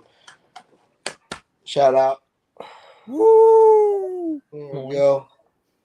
Awesome. Nice. Book. Okay. X-Men. Where did you get that book from? Everyday Comics. Oh, cool. Oh, Jesse. Boy Jesse. My boy Jesse? Yeah. Yeah, fuck it. X-Men #2. Nice. Dang. That's old. Damn, the glare is just shit. But What year is that, bro? Chef's X-Men 1, but that's dope. Yeah, but these First are all appearance of the Vanisher. Yeah, that's the significance. Yeah, he showed up in that book and never came back. As Steve would say. 1.8 utility belt Joker. Oh shit! Nice. What issue is that? This is Batman 73 from 1952. Fuck, dude. Damn, dude. And this is a really weird grade they gave this one. They gave this a 1.5, 1947. It's probably because it's from that date. Detective Comics 182. They gave this a 1. A 1.5? A 1.5. Doreen's in love right now, man. So now you don't think those should be 1.5s? Is that what you were meaning? That's a 1.0. Okay. These are all up for sale. There you go, Doreen. They Detective can all be Comics. yours. The only ones that aren't for sale are the Air Pirates and the. Are you overcharging like I am for my Jamar Chase? Alice in Wonderland. No, because I'm like you. Offers. I know what they cost. No, I forgot. Well, actually, you don't know what an out of 5 costs. Yo, hold on. But, Let me ask you, James. What grade is your Air Pirates? 5.0 or 5.5. Okay, because so James prided himself for having the lowest grade Air Pirates. No. You did. No, that was no. I had the first graded Air Pirates. That was my claim to fame. Which what issue is that? This grade is the wrong yellow. grade. This should be a 1.0. All the edges are burnt around it. They gave it a 1.5. Literally, huh? I mean, they did me a solid on the really low grade ones, but the color is nice. It's still bright and yellow from the way I see it. believe it or not, this is probably the most expensive Silver Age appearance. I didn't know that, but this one is the one that goes for the most. That's sick, dude. Kind of a respectable grade for the pink. For sale. Everything's for sale. I'm gonna keep saying it. They're already up right now. I feel like an infomercial right now. These all can be yours for a low These all time. can be yours. Ooh. For Silver Age Penguin. Ooh, I like that book. That's a dope one, yeah. There's your Scarecrow. Ooh. There you go. One of the best ones. One of the best covers. Classic, bro. It is a great cover. Shout out to Fire. Oh no, it's not, huh? I was about to say it was fucking what's his name, but this is what's his name. Rest in peace. Neil Adams. Oh, Noise. Silver Age Two-Face. Pretty affordable book. Now you ready for this grade? Now this is a fucking. I knew this was gonna get a good grade, but damn, it's a fucking good grade. Oh, That's for sale, huh? Yeah. For Silver Age Catwoman. If you go to my page, eBay is in the bio, but obviously you don't have to pay my eBay prices. Last one. Nice. Oh yeah. This one is too cheap, so that kind of sucks. But actually, I'm glad these are back. And although I don't agree with all the grades, they did come back undamaged. But here's my favorite pickup of the week. I got a surprise mail call from my friend Eric, Pints and Pulps on Instagram. I'm a huge Acacia Strain fan. He is a bigger Acacia Strain fan than me, but we're both huge fans. He had this shirt, and he knew I loved it, and he just fucking sent it to me by surprise. It's the band as Ninja Turtles. My knee really hurts, so there you go. Nice. What? Yeah, he sent me his old CBFC shirt that I'm wearing right here as well. So I do appreciate that more than getting all these books. What does it smell like, dude? He cleaned it. Otherwise, let's say it smells like vile doctrine. If you know, you know. Oh my gosh. Yeah, that. Feel free if anyone wants. I'll even do layaway for people on those books because I'm nice. But otherwise, they're gonna go quick. $20 payment for 3 years. If you know, you know. It, guys. If you know, you know, right there. I know exactly. There's a little. Oh, there's a story behind that one. But good pickups. Check his bio, Tylox. Yeah, you got to go on the bio. My link is in the bio of my Instagram. You know what? Otherwise, my pickup of the week is my friends here. You guys always pick me up. Happy to make it to another show. I'll handle all your balls and wieners. Okay. Glizzy life. So I have a question. Don't get smart with me, young boy. So he already knows. You mentioned that CGC in our chat. You were like, "Oh, CGC redeemed themselves." Da da da da. Like, does that make you want to continue using CGC, or you're still done? You're just happy that this submission came back right? I'll admit it. I will never submit a book that does not need to be submitted. So it's going to have to be a banger, and it will be fast-tracked. If they come back like this, I will never do a magazine size again. Their magazine size suck until they update them. But if I have a book that's over 500 in value and it's really low grade and I love the book and it's staying in my collection, yeah. But if I'm reselling, I won't even do it. It has to be a pretty big book. I have 1 or 2 books right now. It's a German version of that Alice in Wonderland book I got at the con. That needs to be graded because I don't even know if there's any on the census. So. What's wrong with magazine size? Is it the holder or is it the price? The holder. They don't update their holders, man. You can just pop it open, dude. It just does not seal correctly. Dang, that sucks. James, I mean, yeah, I think I would do it again if I fast tracked and I would only do a book or 2 at a time. But I would never do this anymore. I would never not do a fast track. I would never send as many books as I sent in. Hey, I learned my lesson. But they definitely the slabs came back. I will say the Newton rings are still a problem. They don't bother me. They really don't. They don't bother me that much, and I actually do know how to fix them a bit. Other than that, if their grading was how can I be mad? Even though the grading is wrong, they gave me better grades than I deserved. So I can't be wrong, but the grading was wrong. Yeah. But, hey, good for me. Good for you know me, what, though? Like, all this, like, flip-flopping from, like, CGC, CBCS, like, now you're back to CGC. I mean, it just fucking reminds me of your fucking idol.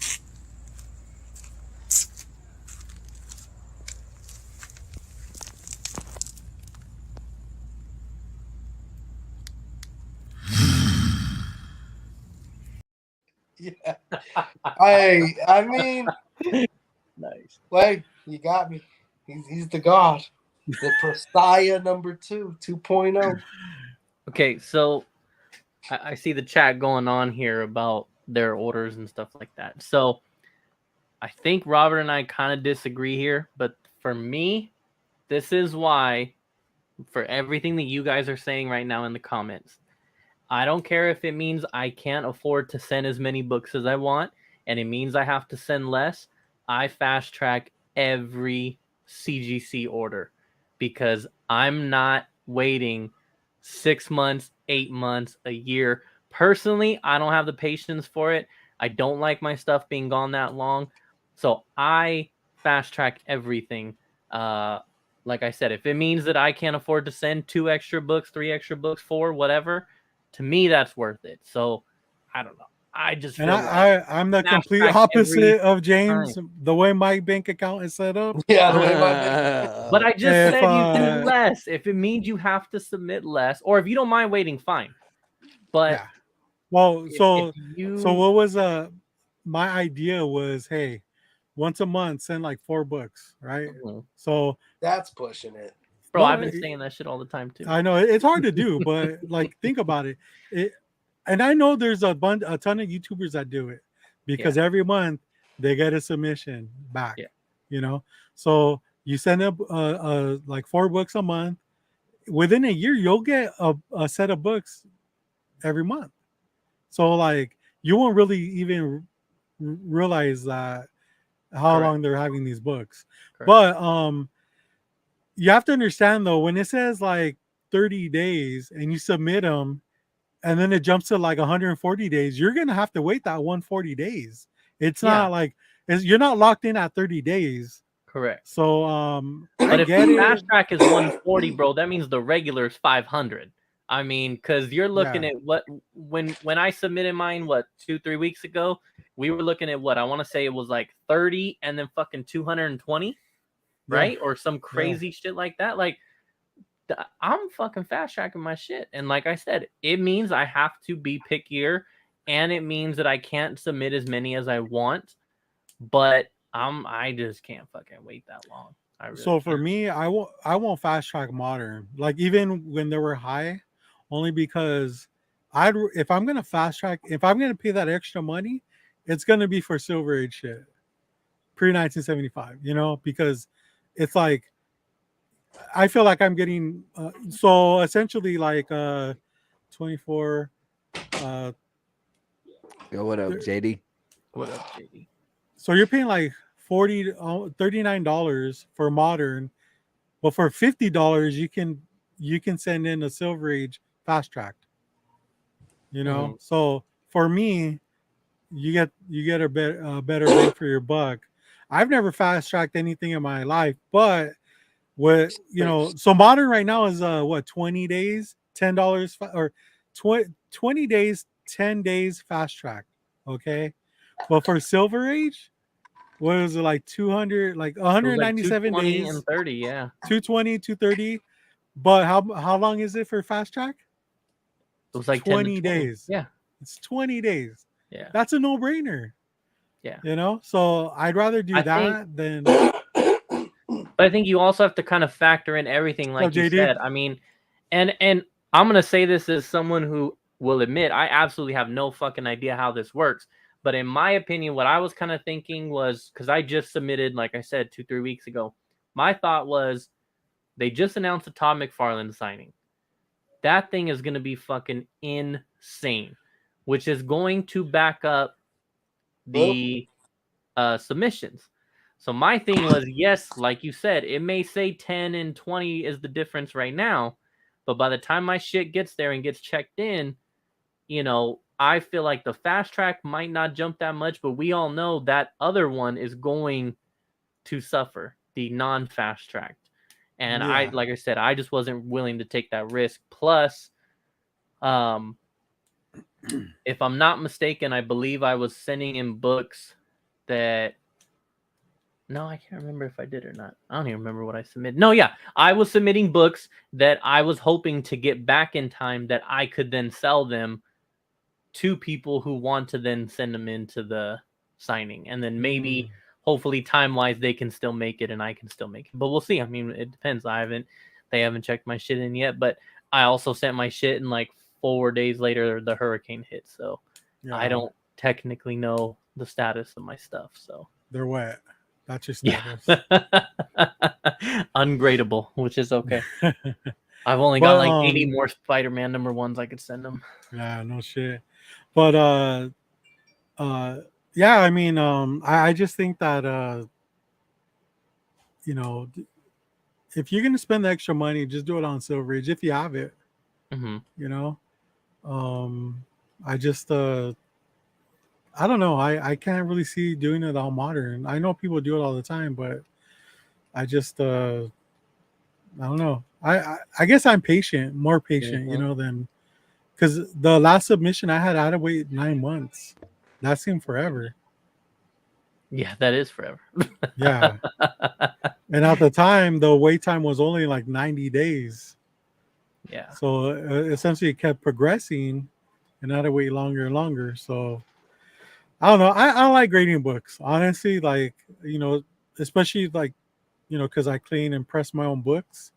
I like to see the end result, and it makes me feel like, you know, I haven't really had like any fuck ups, knock on wood, to where I didn't catch. So I think it's fun.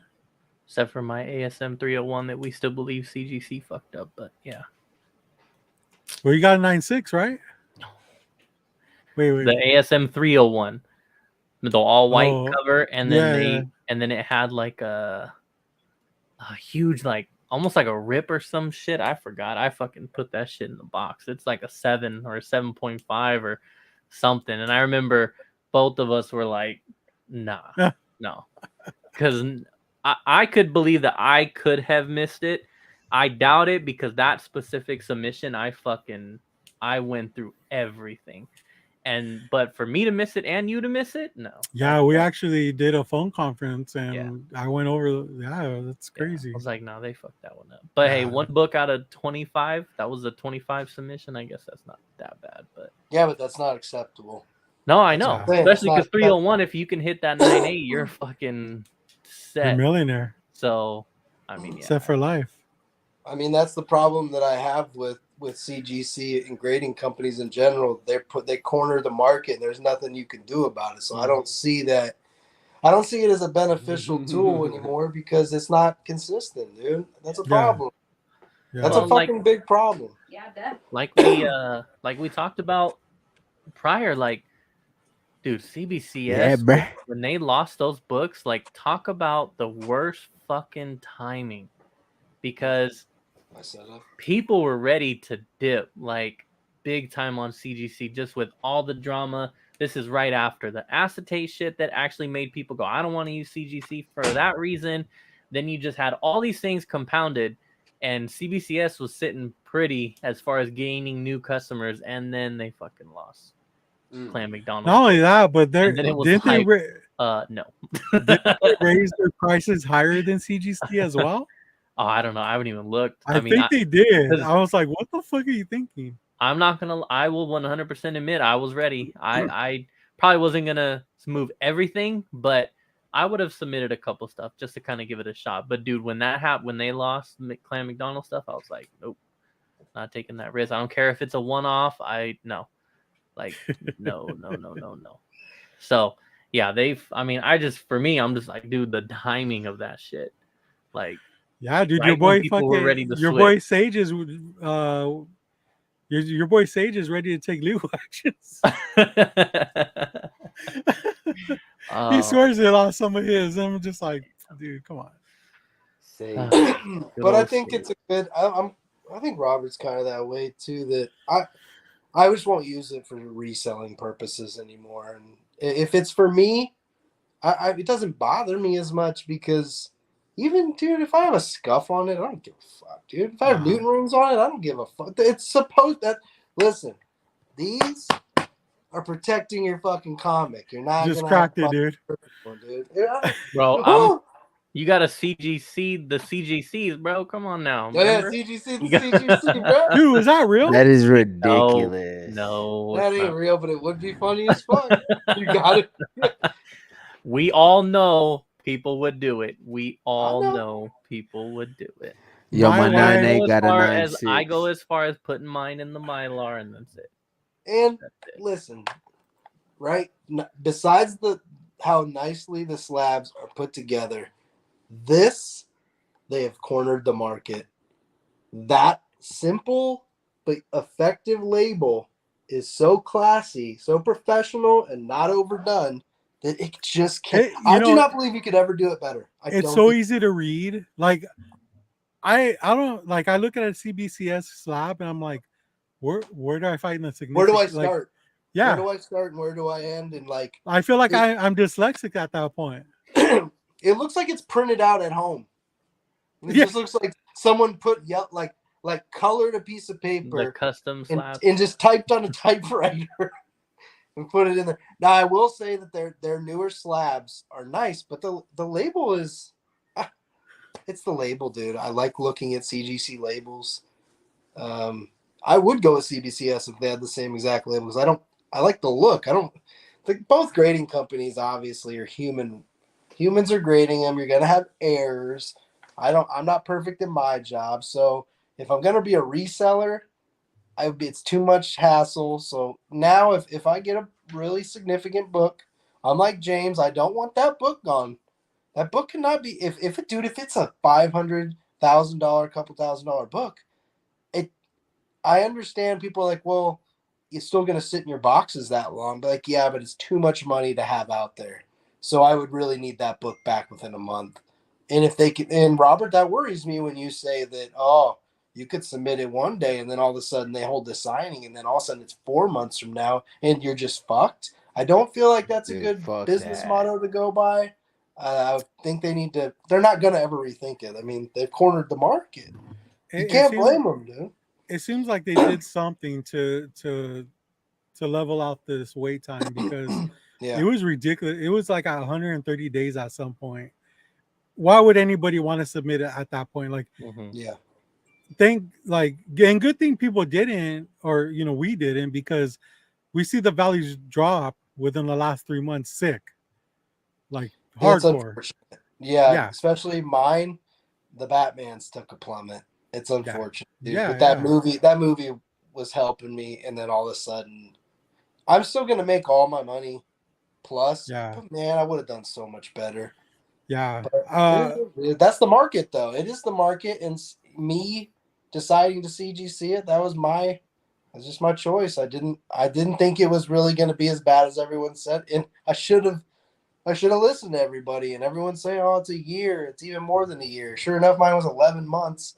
They did come back the way they should. So I guess I can't be too mad. I only have myself to blame for choosing to go back, but I want to address the point you just made about the market. That's another thing that you have to consider when you're sending this in if you're trying to resell. If you're trying to resell, and like we just talked about, that $15 fast track is so worth it. I will pay that $15 fast track to know that I'm going to get this book back relatively, let's just call it 2 months. In 2 months, the market probably is not going to drastically just tank. It's going to be a gradual tank, right? But if I send it in and I get it back in 220 days, so 8 months from now, 9 months from now we're talking about a huge market dip from when I submitted to now when I received that book. And now this book that I thought I was going to make $300 on, I now make $100 on. And now and could even be like, well, why I didn't even need to send that motherfucking book in. Because your 300 that turned to 100, really all you got to figure out is this. You got to find $100 extra. It's for your shipping there, your shipping back, your grading, and your fast track. So if you do that and you buy your books correctly at under fair market value, and you do exactly what James is saying, that's how to resell books. Because that $100 you factor in on your purchase. So if you do plan on doing it, that's what. You nailed it. Then now that I know that, now that I know that and have learned my lesson, and luckily I'm not taking a loss here, but it is resale. I honestly do not think resale is too bad. I think if you really actually Coffee runs his comic shop. I know.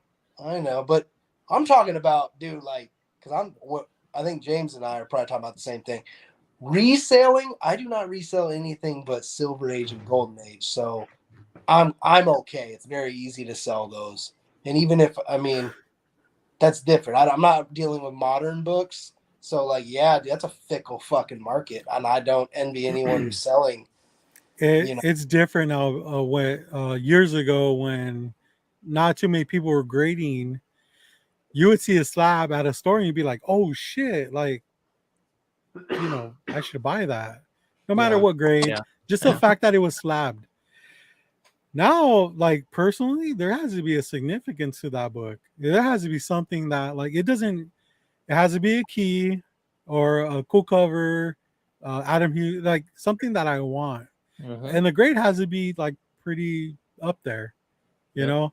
So, Coffee's talking about resale. It's like, well, what kind of stuff are you trying to resell? Like, are they just like modern, like new books, or, some of them are so new that they don't even have the first appearance in the notes. They said 60% of their slabs are silver. Well, Roberts, there are a collector base out there. There's nothing wrong with this either, that specifically collect key books, and that is a market in and of itself. And fuck, dude, if you can see by my CGC submission, we're talking about all key books. Every one of these was key books. And I know that. And there are also key books that, like, unfortunately, the Batman came and went. All right. But it's still key books that maintain their value. So, like James said, sure, I may have lost $100 or $200 to $300, but I'm still in the profit margins. Yeah. And you can't get in this game. I'm not mad about it. The only time I would be really upset about it is if I'm losing the money. If I'm losing, dude, even if I break even, I'm fine. Yeah, so you have a first Silver Age Riddler, first Silver Age Penguin. Those are like stellar character, like villains. Yeah. Like they're always, the book may go up and down, but ultimately, like, people will still want that book. There's always Now this book, this is one that hurts. Yeah. Iron Fist is not as desirable, everyone. I'm not losing money, but I'm not going to be. It dipped hard. It dipped. Dude, this dipped super hard. Now, but see, like, Iron Fist doesn't have the longevity. Like, look at Cat. Exactly. You know what I mean? Like, there was a lot of people that didn't really like. Yeah, Iron Fist was a thing, but like, everyone knows who Catwoman is. Yeah. There was a good amount of people that didn't know anything about Iron Fist until, he's gonna have his own TV show. I didn't. I was one of them. Exactly. And, Shang-Chi. Yeah. That book is affordable. You have to plan for that. I mean, I'm selling my Shang-Chi's right now as well, and I'm gonna make. And I remember when you got those, you're just like, this will be in my collection forever. Yeah, you know me. You know me. Yeah. I know you now. At that time, I took your word for it. Yeah. Call you flip flop. It's kind of like Robert said, how he enjoys grading. That's part of it. I really do enjoy hunting books and selling books. It's not my job. It's fun, man. It's so much fun to like find stuff, hunt stuff, sell stuff, flip stuff. I don't spec, dude. That's a big difference. I don't spec. I know what I'm buying books that are always desirable. Like Robert said, there's a difference between specking and gambling. I'm not gambling here. I would never gamble on books. I don't have the wherewithal to be patient with it. Yeah. But yeah, if you buy Silver Age keys, Silver Age is where it's at. I mean, if you want to make money, dude, that's where it's at. Fantastic Four and X-Men are where your chip should be at the moment. That's from my personal opinion. I mean, or you just stack up on Wolverine 88s and sell them too. But yeah. And I gotta sold both of mine. Sold both of mine. Yeah, I was gonna say I'm glad I think it's a garbage book, and yeah, I mean, it is. It's a dope book with a dope cover for $5 to $10, like it should be. Not like it should be $100. The cover's meh for me, but I'm glad that you're doing what you should be doing. If you don't have an emotional attachment to books, let other people have those books. Yeah. Just because you're selling them, like, people want the books. They're gonna pay what they want. You may put the price out there, you may work a deal, but I don't scout people. Like, I don't go out and buy new comic books and sell them for a profit. I don't spec. I buy books, and they just so happen to be good books, and they help me get into other things, like an electronic drum set or a fucking Teenage Mutant Ninja Turtles book or something. So really, we're all helping each other out in the community. I don't rip people off. I give people good deals on Batgirls. I give good people good on cards too. No, the fuck. Anyways, going to you still tripping though. Why are people overpaying for that damn book? Because it's, well, obviously, apparently this is speculative. I think it's a cool ass cover, and it's supposedly like the first meeting and fight between the two of them. And so now, because of the movie announcement and Logan or Hugh Jackman coming back as Logan, that's why people are gonna want it, because they're probably going to reenact that scene in the movie, kind of like how Marvel kind of does those little, I forgot what you call them. Nah, they're gonna pull from the old Marvel Knights covers. Remember we got Puppy Copper from we got Puppy Copper from Twitch. Go give her a follow. She has nudes. Catch promo code 10 viewers for 24 hours. Hey, only if it RJ3R3QL5RKQKK. Only if it comes with an our moderators that, man. God damn, do we even have moderators? I know. I like that. Yeah, we're having fun with it. Hey, man. No, but Leslie over here writing essays while we're getting fucking spammed up the ass. Going back to the whole grading thing, like, I always have meat left on the bone, Exactly. Like, so they're like, that's why it's easy for me to keep the books, because it's like, okay, yeah, you know what I mean, like, especially like, and that's the thing too, like, I send them out thinking like, okay, I'm gonna get these 3 same books, and I'm gonna sell 2 of them and keep 1, but they all come in such good grades. It's like, man, like, I actually like all 3 of them now.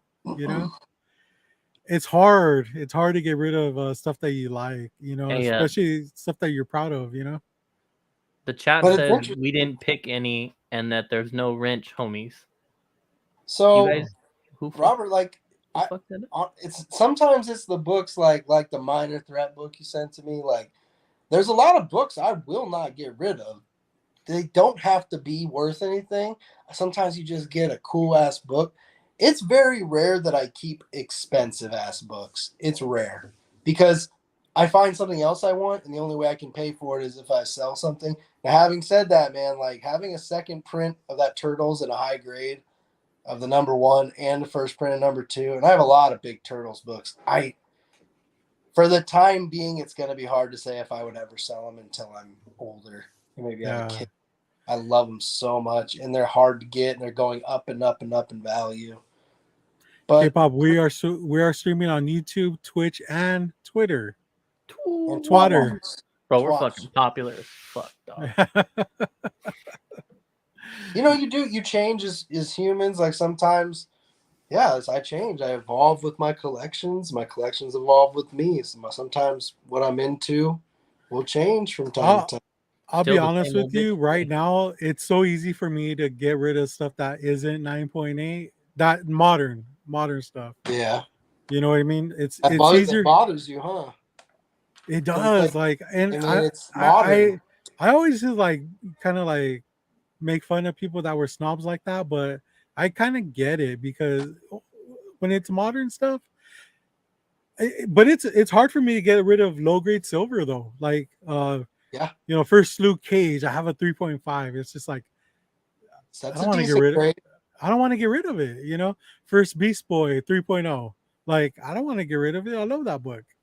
You know, Yeah, so but you have a yeah, Swamp man. Thing too. Yeah, I gotta get that What grade? graded. You know, Oh, you don't have it graded. Oh, I no. forgot. See, that's the thing is like That's a big one. You should that get that. I don't mind fast tracking that shit because it's a Yeah, book that exactly. you know Yeah. Swamp Thing, and I got what three Bizarros. I don't mind fucking fast tracking those. Yeah. So I mean, yeah, it's tough, man, because grading, great. I mean, you it's so much easier to sell books that are graded too. I Fuck yeah, because mean, they're guaranteed. It's just a Hell yeah, yeah. guarantee. you know that, Ross. It's like But it you, is hard, like you're saying, it's hard to resell books that are graded if they're just not the desirable grade. Like yeah, if you got those modern books, man, do you know how hard it is to sell a 9.6 and a 9.4? Because in modern books, it's just people are like, why? Why would I fucking want a 9.6? All I need is the 9 point. It's very difficult. Like yeah. it's difficult to make money Depending on off the it. book. You'll sell it, Look at this but you're guy. not gonna make you're not gonna make good money or anything off of it. Yeah. So when I do end up selling, especially slabs, I'll throw it up to the club first, Yeah. and a lot of times they won't buy, maybe one or two, but the rest, like, and I'll put like, hey, I'm asking for this much, not too much over what I got it for, but man, when I put it on eBay, I make almost three times as much as what I was asking for. It's a great market. There's so Yeah, many people it reaches out there, regardless of what they take in fees. I go there for the same reason I've always gone there. I get rid of it so fast. yeah, yeah, Well, and so for me, I'm dealing with this predicament now. I've always kept I don't sell, for the record, I'm gonna start this by saying up until now, I actually don't even sell that much on eBay. But I've always kept my eBay and my Instagram separate. But now it's like, obviously, to keep it 100, as I've said many, many times, your boy needs some money. So I'm selling shit on eBay. And I'm like, well, technically, I probably Why the could. fuck is my camera? Your camera's not off. Robert's is. Oh, it's wrong. Ha! So I'm getting old, bro. Getting old. God damn. My bad. Oh, you guys. Damn. And what was I saying? Oh yeah, but anyway, so Instagram, and I could sell on Instagram too and all that kind of stuff, but sometimes I want that eBay price. Let's keep it real. And so I don't want to throw him under the bus, but our boy Keys R Us, okay? Keys R Us was trying to sell his Wolverine 88, and he put it up on Instagram. He sells a bunch on Instagram. And I want to say he had it at like $60 or something, right? 65. Super fair price for what it's going for right now, right?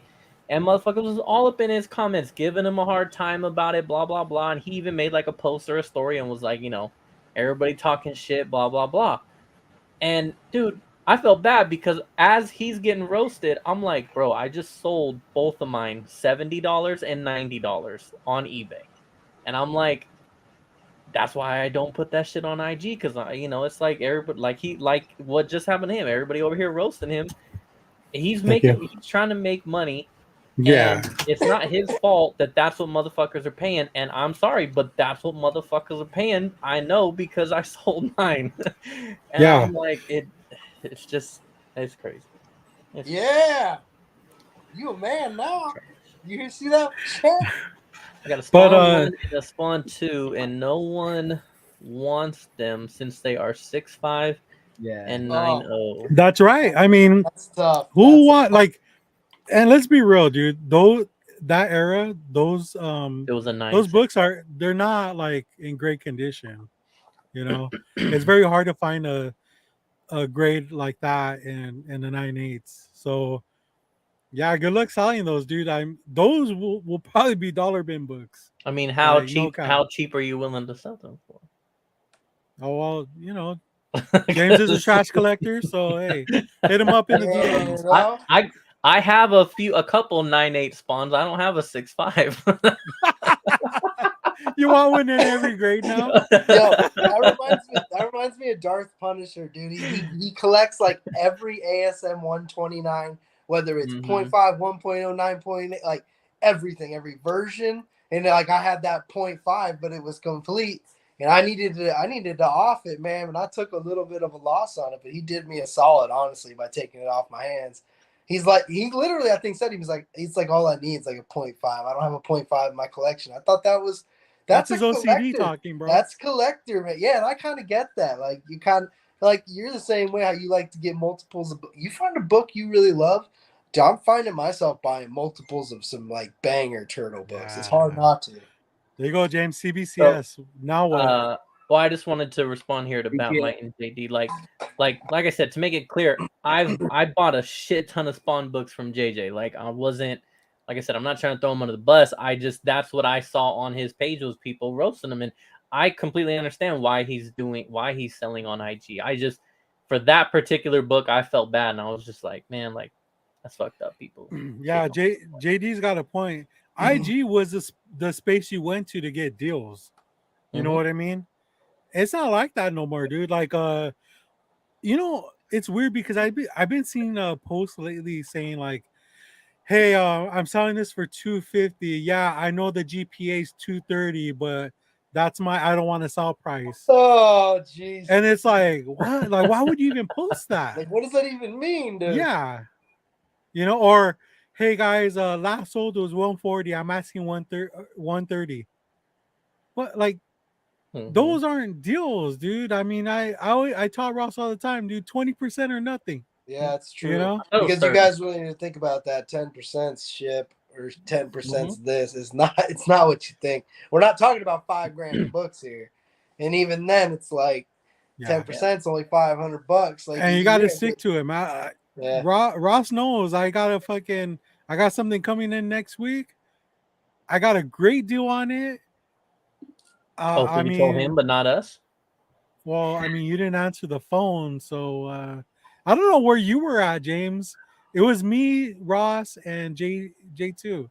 Wow. Where the fuck were you yesterday? I must have been putting in work, dude. I was at work. You say you putting in work on a glizzy? In work. In glizzy, huh? Yeah. I need to go to Costco and try their glizzies, man. It's not. Shut the fuck up. It's top tier.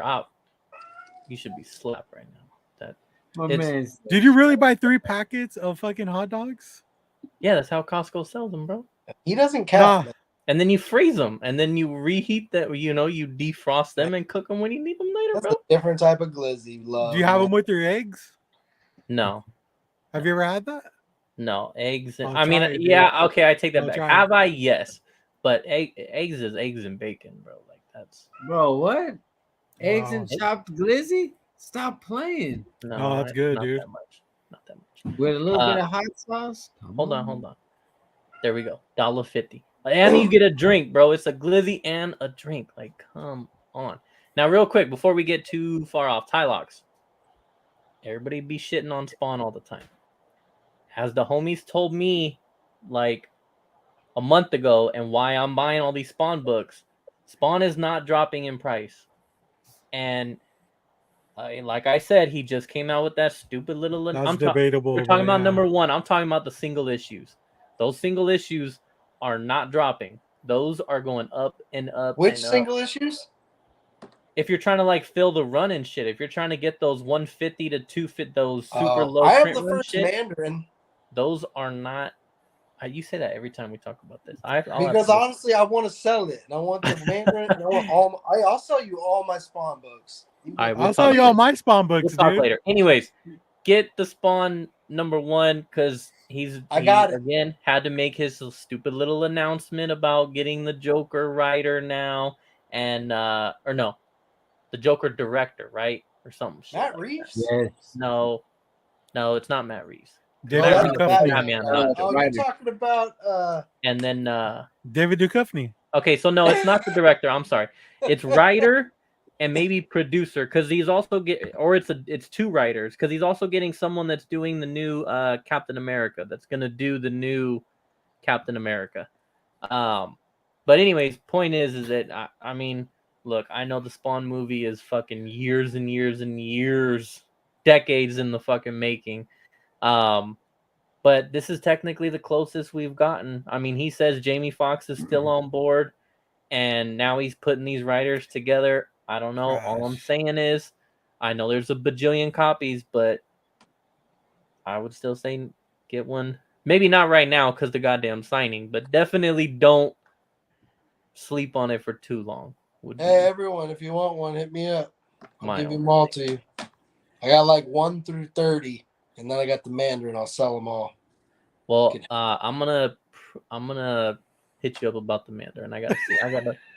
I gotta check what number it is first. Finally, Ross. Finally. Get well, I'm trying to fucking finish the chat's this talking run, about dude. fucking weenies, and we're being here all serious and shit. Dude, I've gotten like fucking 20 to 30 issues in the last like month. I'm really focusing on trying to finish this shit. I mean, where do you go after that though? Then you have fucking Daredevil. 3 long boxes of Spawn garbage. Then what? Not long boxes. Could be short boxes. But then I'll finally catalog probably my Daredevils and my Batmans and just kind of slowly fill those as well. I mean, I don't need Daredevil 1 through 25, I can tell you that much. But his reaction, like, don't ask me, bud. I got it. I like his reaction there. Oh man. Yeah, we spec as we call it, spick spec, but Did you just say what? Did you just say what I think you just said? Man, it's like spick spec, bro. Come on now. Okay, so real quick before, because I was supposed to do this on pickups, but you know your boy got a tattoo recently. That's sick. Oy. Name the movie, Chad. So I want to make this clear. I am not keeping it rolled up because I'm a douche. This is my first tattoo, and I am very like anxiety and nervous about like I don't want nothing touching it. Hold on, like, JD likes eggs with sperm. I just wanted to shout that out. I like how go quick. So you can't read. Everyone, JD likes eggs with sperm. Extra frothy. This is for chunky sperm. Let's see it, dude. Highlight this motherfucker. Bro, I just hold on. Stand up again. I don't want to stand up. He's like, flex, I'm moving the flex camera. on these bird chest hubs. I don't want to be like bird chest. Damn, the color's looking good. That looks really good. It does. Well, right now it's a little on the yellow side because, you know, the fucking scabs or whatever. No, the colors do look good. No, it does. You should actually add a few more colors so it's like a rainbow. Anyways, you should do a rainbow band around it. It is my first one, yes, Tylock. So yes, like a rainbow crest on your chest. I'm very nervous about it. I'm very nervous about like anything touching it, even my sleeve. I'm sure it doesn't fucking matter. I do have Aquaphor on it, but I'm like, dude, nervous. Speaking as a tattoo expert, just don't scratch it, dude. You'll be good. Okay. If you're gonna do it, snag it. Also, James, right now. They have the things that go over the tattoos. By the way, it's like called the extra off. skin. No, well, I had the little clear patch thingy, and then that came off. So now I'm just doing. The Saran wrap. I remember basically, yeah. That. No, this is like it stays on for 2 weeks, dude. By the time it comes off, your tattoo will be fully healed. Supposedly, mine was supposed to as well, but yeah. But I will say this is gonna lead me into a different story that kind of ties into like October and Halloween and all that kind of stuff. So, I've been wanting this tattoo. I've been wanting this tattoo for a long time, and so I finally decided to get it, and I got it from a friend of mine. Aquaphor is bad, only lotion. See, you say that, but everybody else says Aquaphor is fine. See, now you're gonna have me worried. I already Spermicidal bought it. lubrication. So anyways, so I hit up a friend of mine that I had gone to middle school and high school with, and he's a tattoo artist now. So I was like, dude, I want to finally, I need to get this done. So he's got he works at a shop that's out in downtown Stockton. And so we had originally set the appointment for 2:00, and then we pushed it back to 4:00. So I went, and typical tattooer.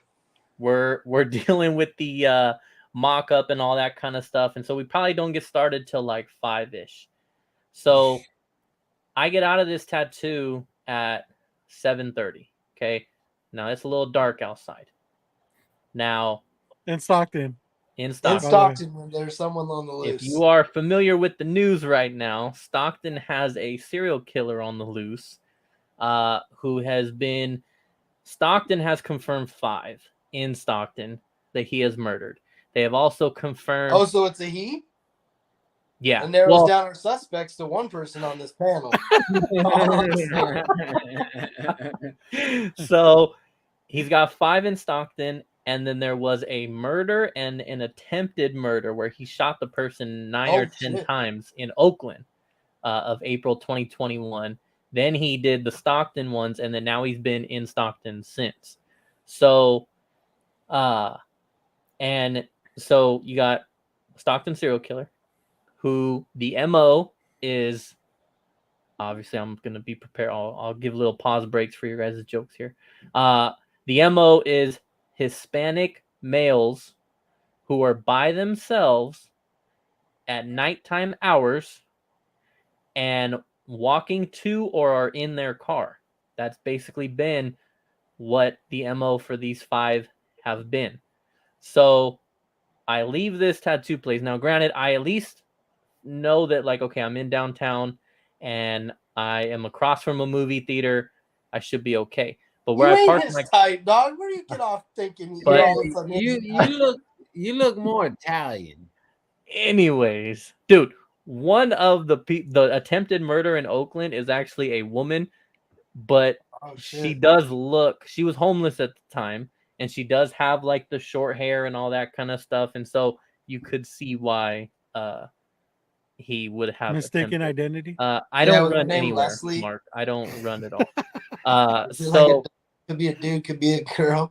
So I walk out, and there's like a whole family who's now leaving. Now my car is parked down the street, but it's like on the back of the movie theater, so it is kind of by itself on a street that's not like super duper busy, but it does have a little bit of traffic. So anyways, family comes out, and I'm like, all right, I'm cool. I'm gonna walk with this family. Then they all stop to take pictures because they want to take family pictures. And I'm like, you run to your car? This ain't my fucking family, so I can't fucking stop with them. So I have to keep walking. So I did walk to my car. I didn't run. I just walked. And number one, like I said, I was downtown, so I felt a little more safe. One of the police departments is like 3-4 blocks away, so I felt a little safer there. So, and obviously nothing happened to me. And then last night I go to the movies, and I'm by myself again. Now, granted, I'm in Modesto this time, which is only like 2 towns away from Stockton. But I will tell you guys, like, you see the shit on the news, and, I've watched the Nightcrawler documentaries and all this kind of stuff. But when it is happening in a town that you're in, I'm not going to lie. That shit is on your mind as you're walking back to your car. 100%.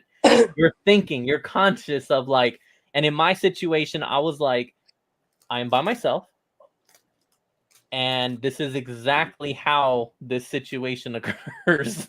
Is this moment right here? I'm walking to my car, which is what he's like.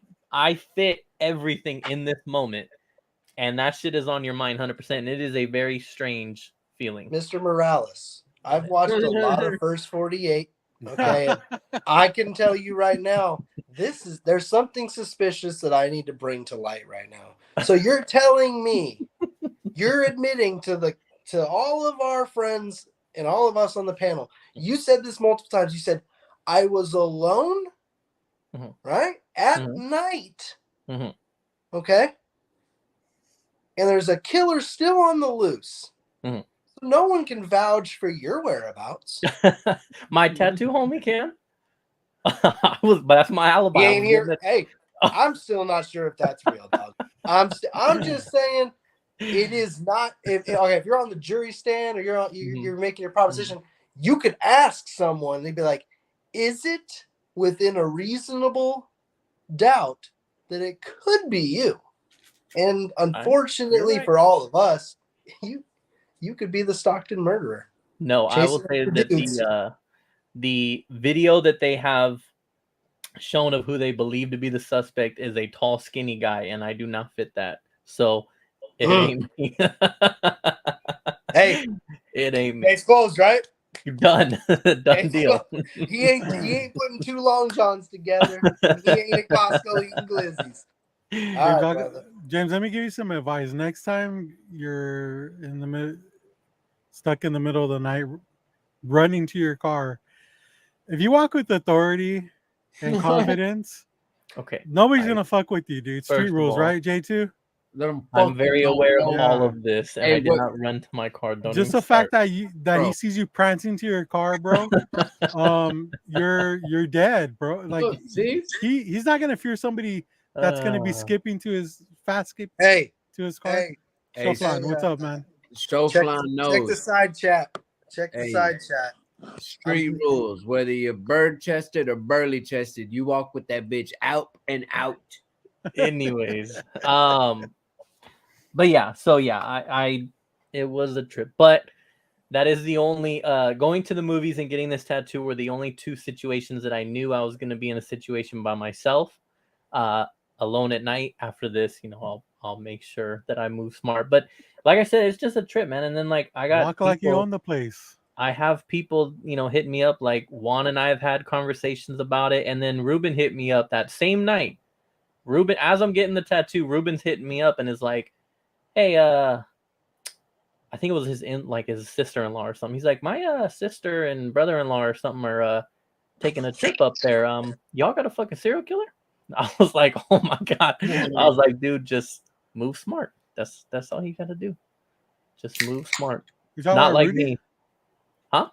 You talking about Rudy? No, Ruben Fez. Oh, okay. He's got family that was coming up here, and I was just like, yeah, just be smart. But it's crazy. Oh, you're giving tips out now, okay? Because you're a survivor. No, I do not carry a knife or anything like that. I probably should start now.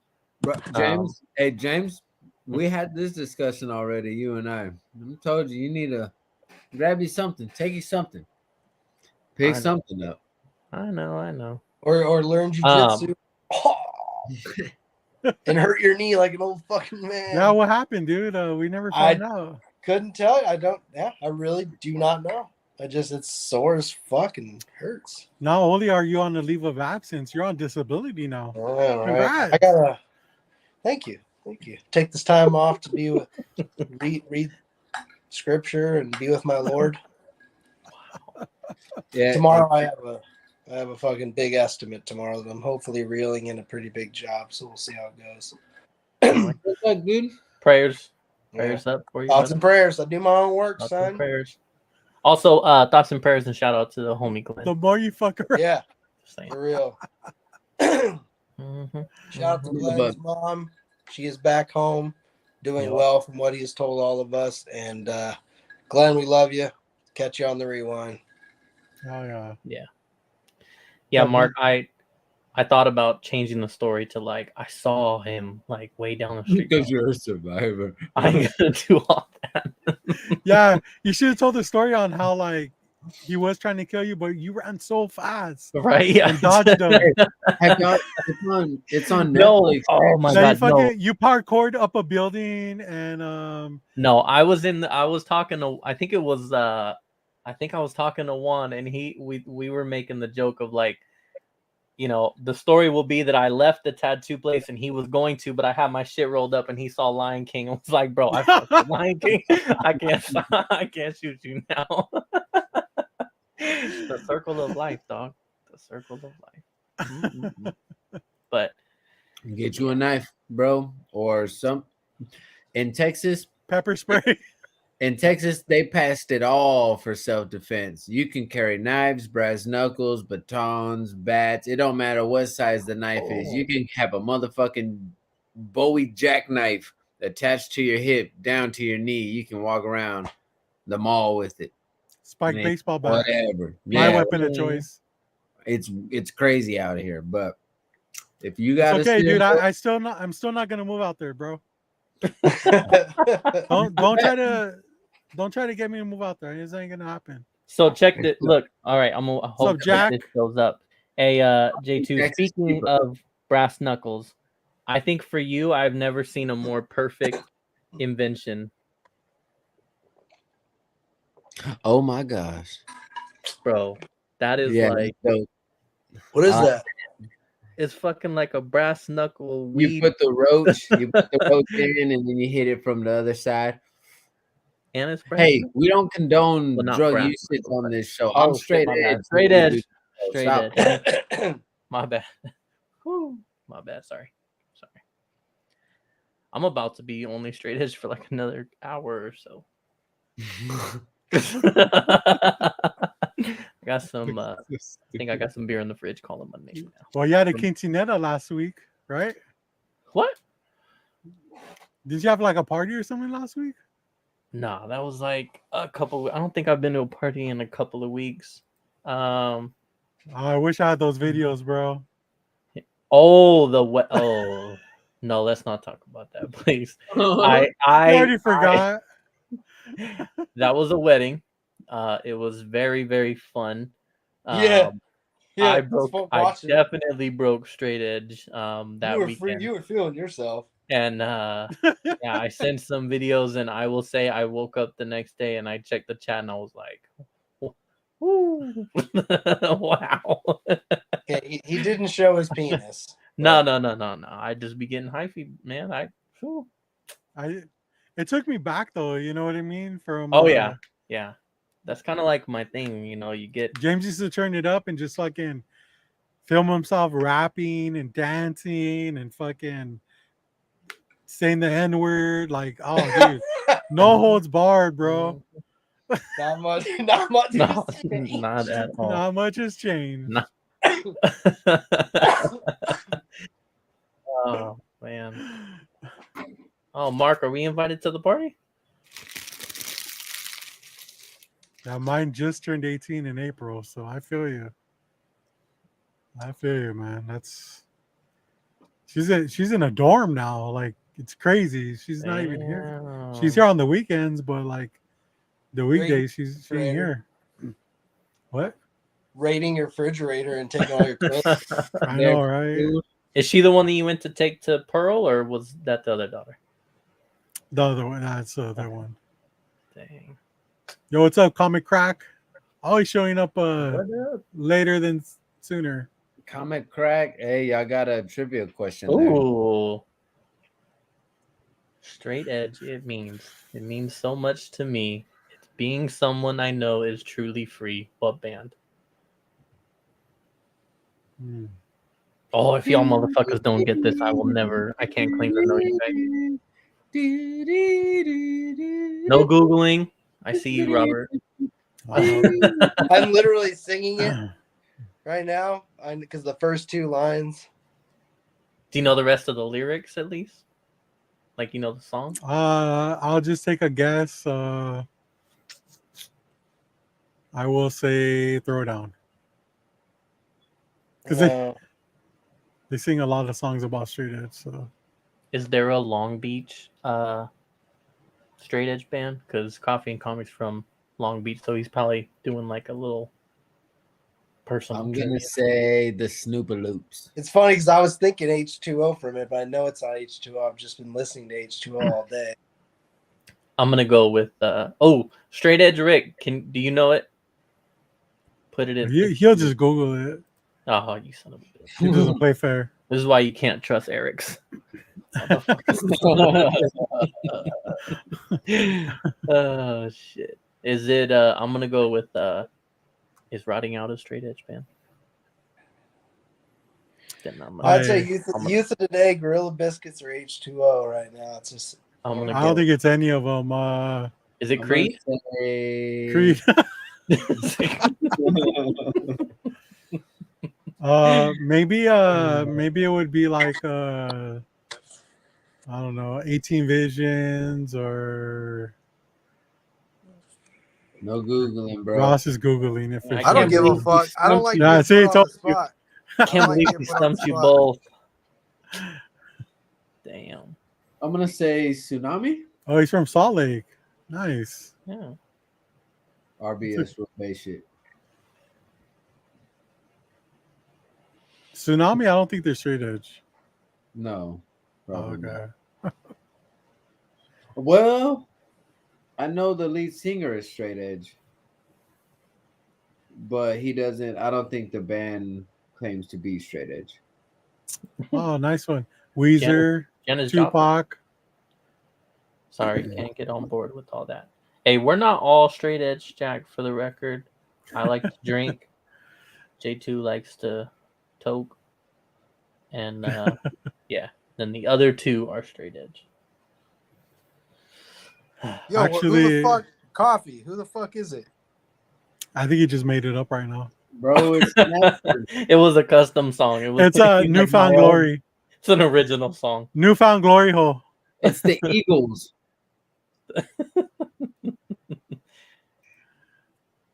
ACDC? I like to fast food. Big butts and I cannot lie. I've been known to dabble with meth and crack.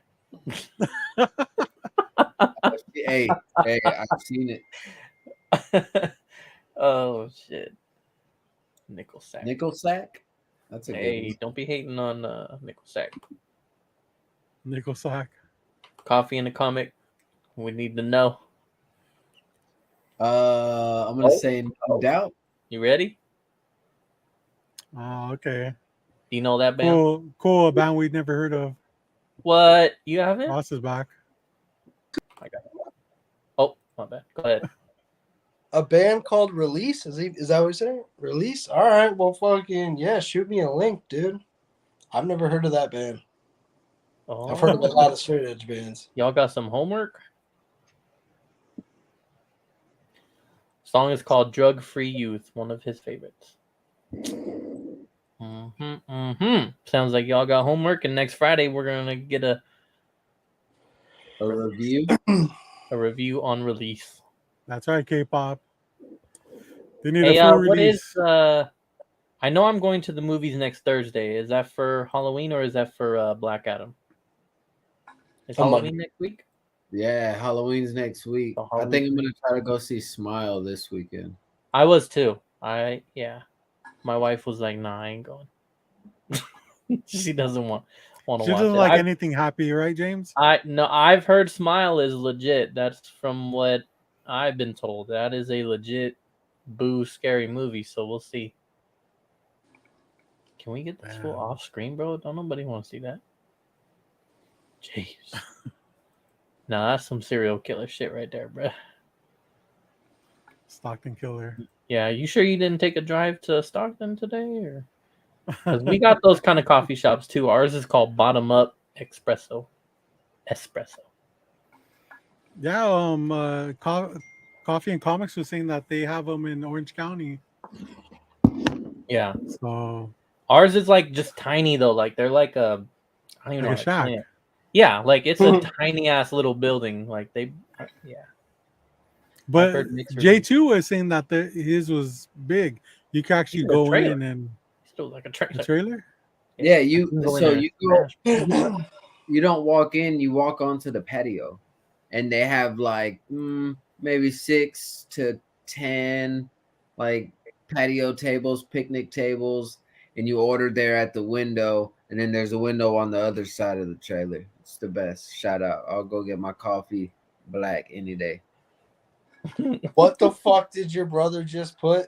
I don't know, dude. I think he's seizing up right now. Too. Yeah. More fucking trivia. Or he just made up his own original song. No, I think he's kicking a freestyle. Nice. That's like Jack and the Giant Beanstalk Wiener Dickens. He's talking about some Dickens. Some green spinach dick. Something. Stockton, oh boy.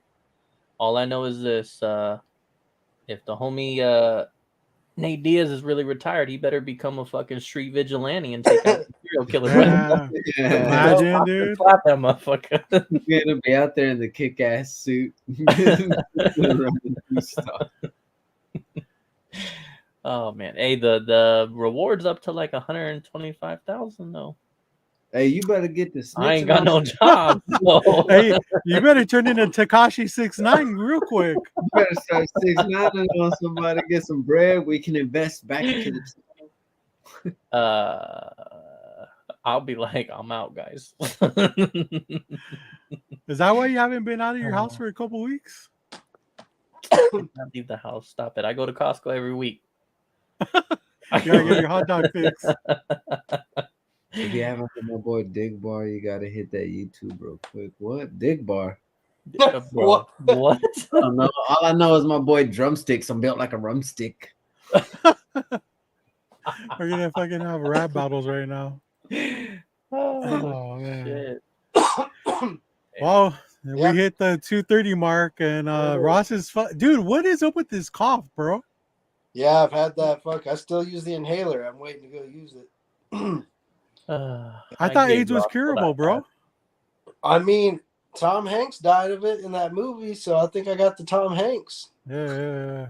Made in Manhattan. Is that what that movie was? I don't know. No, Philadelphia, bro. Yeah, I was real close. You said Made in Manhattan. I was like, that didn't have Costco Glizzy Denzel Killer. Costco Glizzy Killer. Eats one and two. This fucker got everybody calling them glizzies now. Eats one and chokes someone with the other. Oh my god! You just take it out and slap them with it first. Just y'all seen the fucking the slapping with the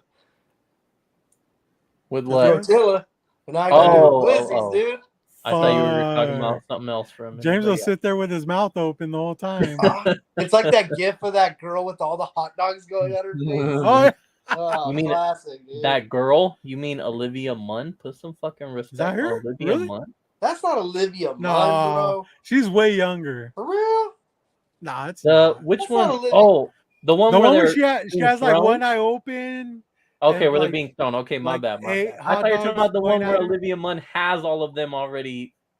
No, I'm talking about like all those hot dogs. Okay, where they're flying at her. I got you. Yeah.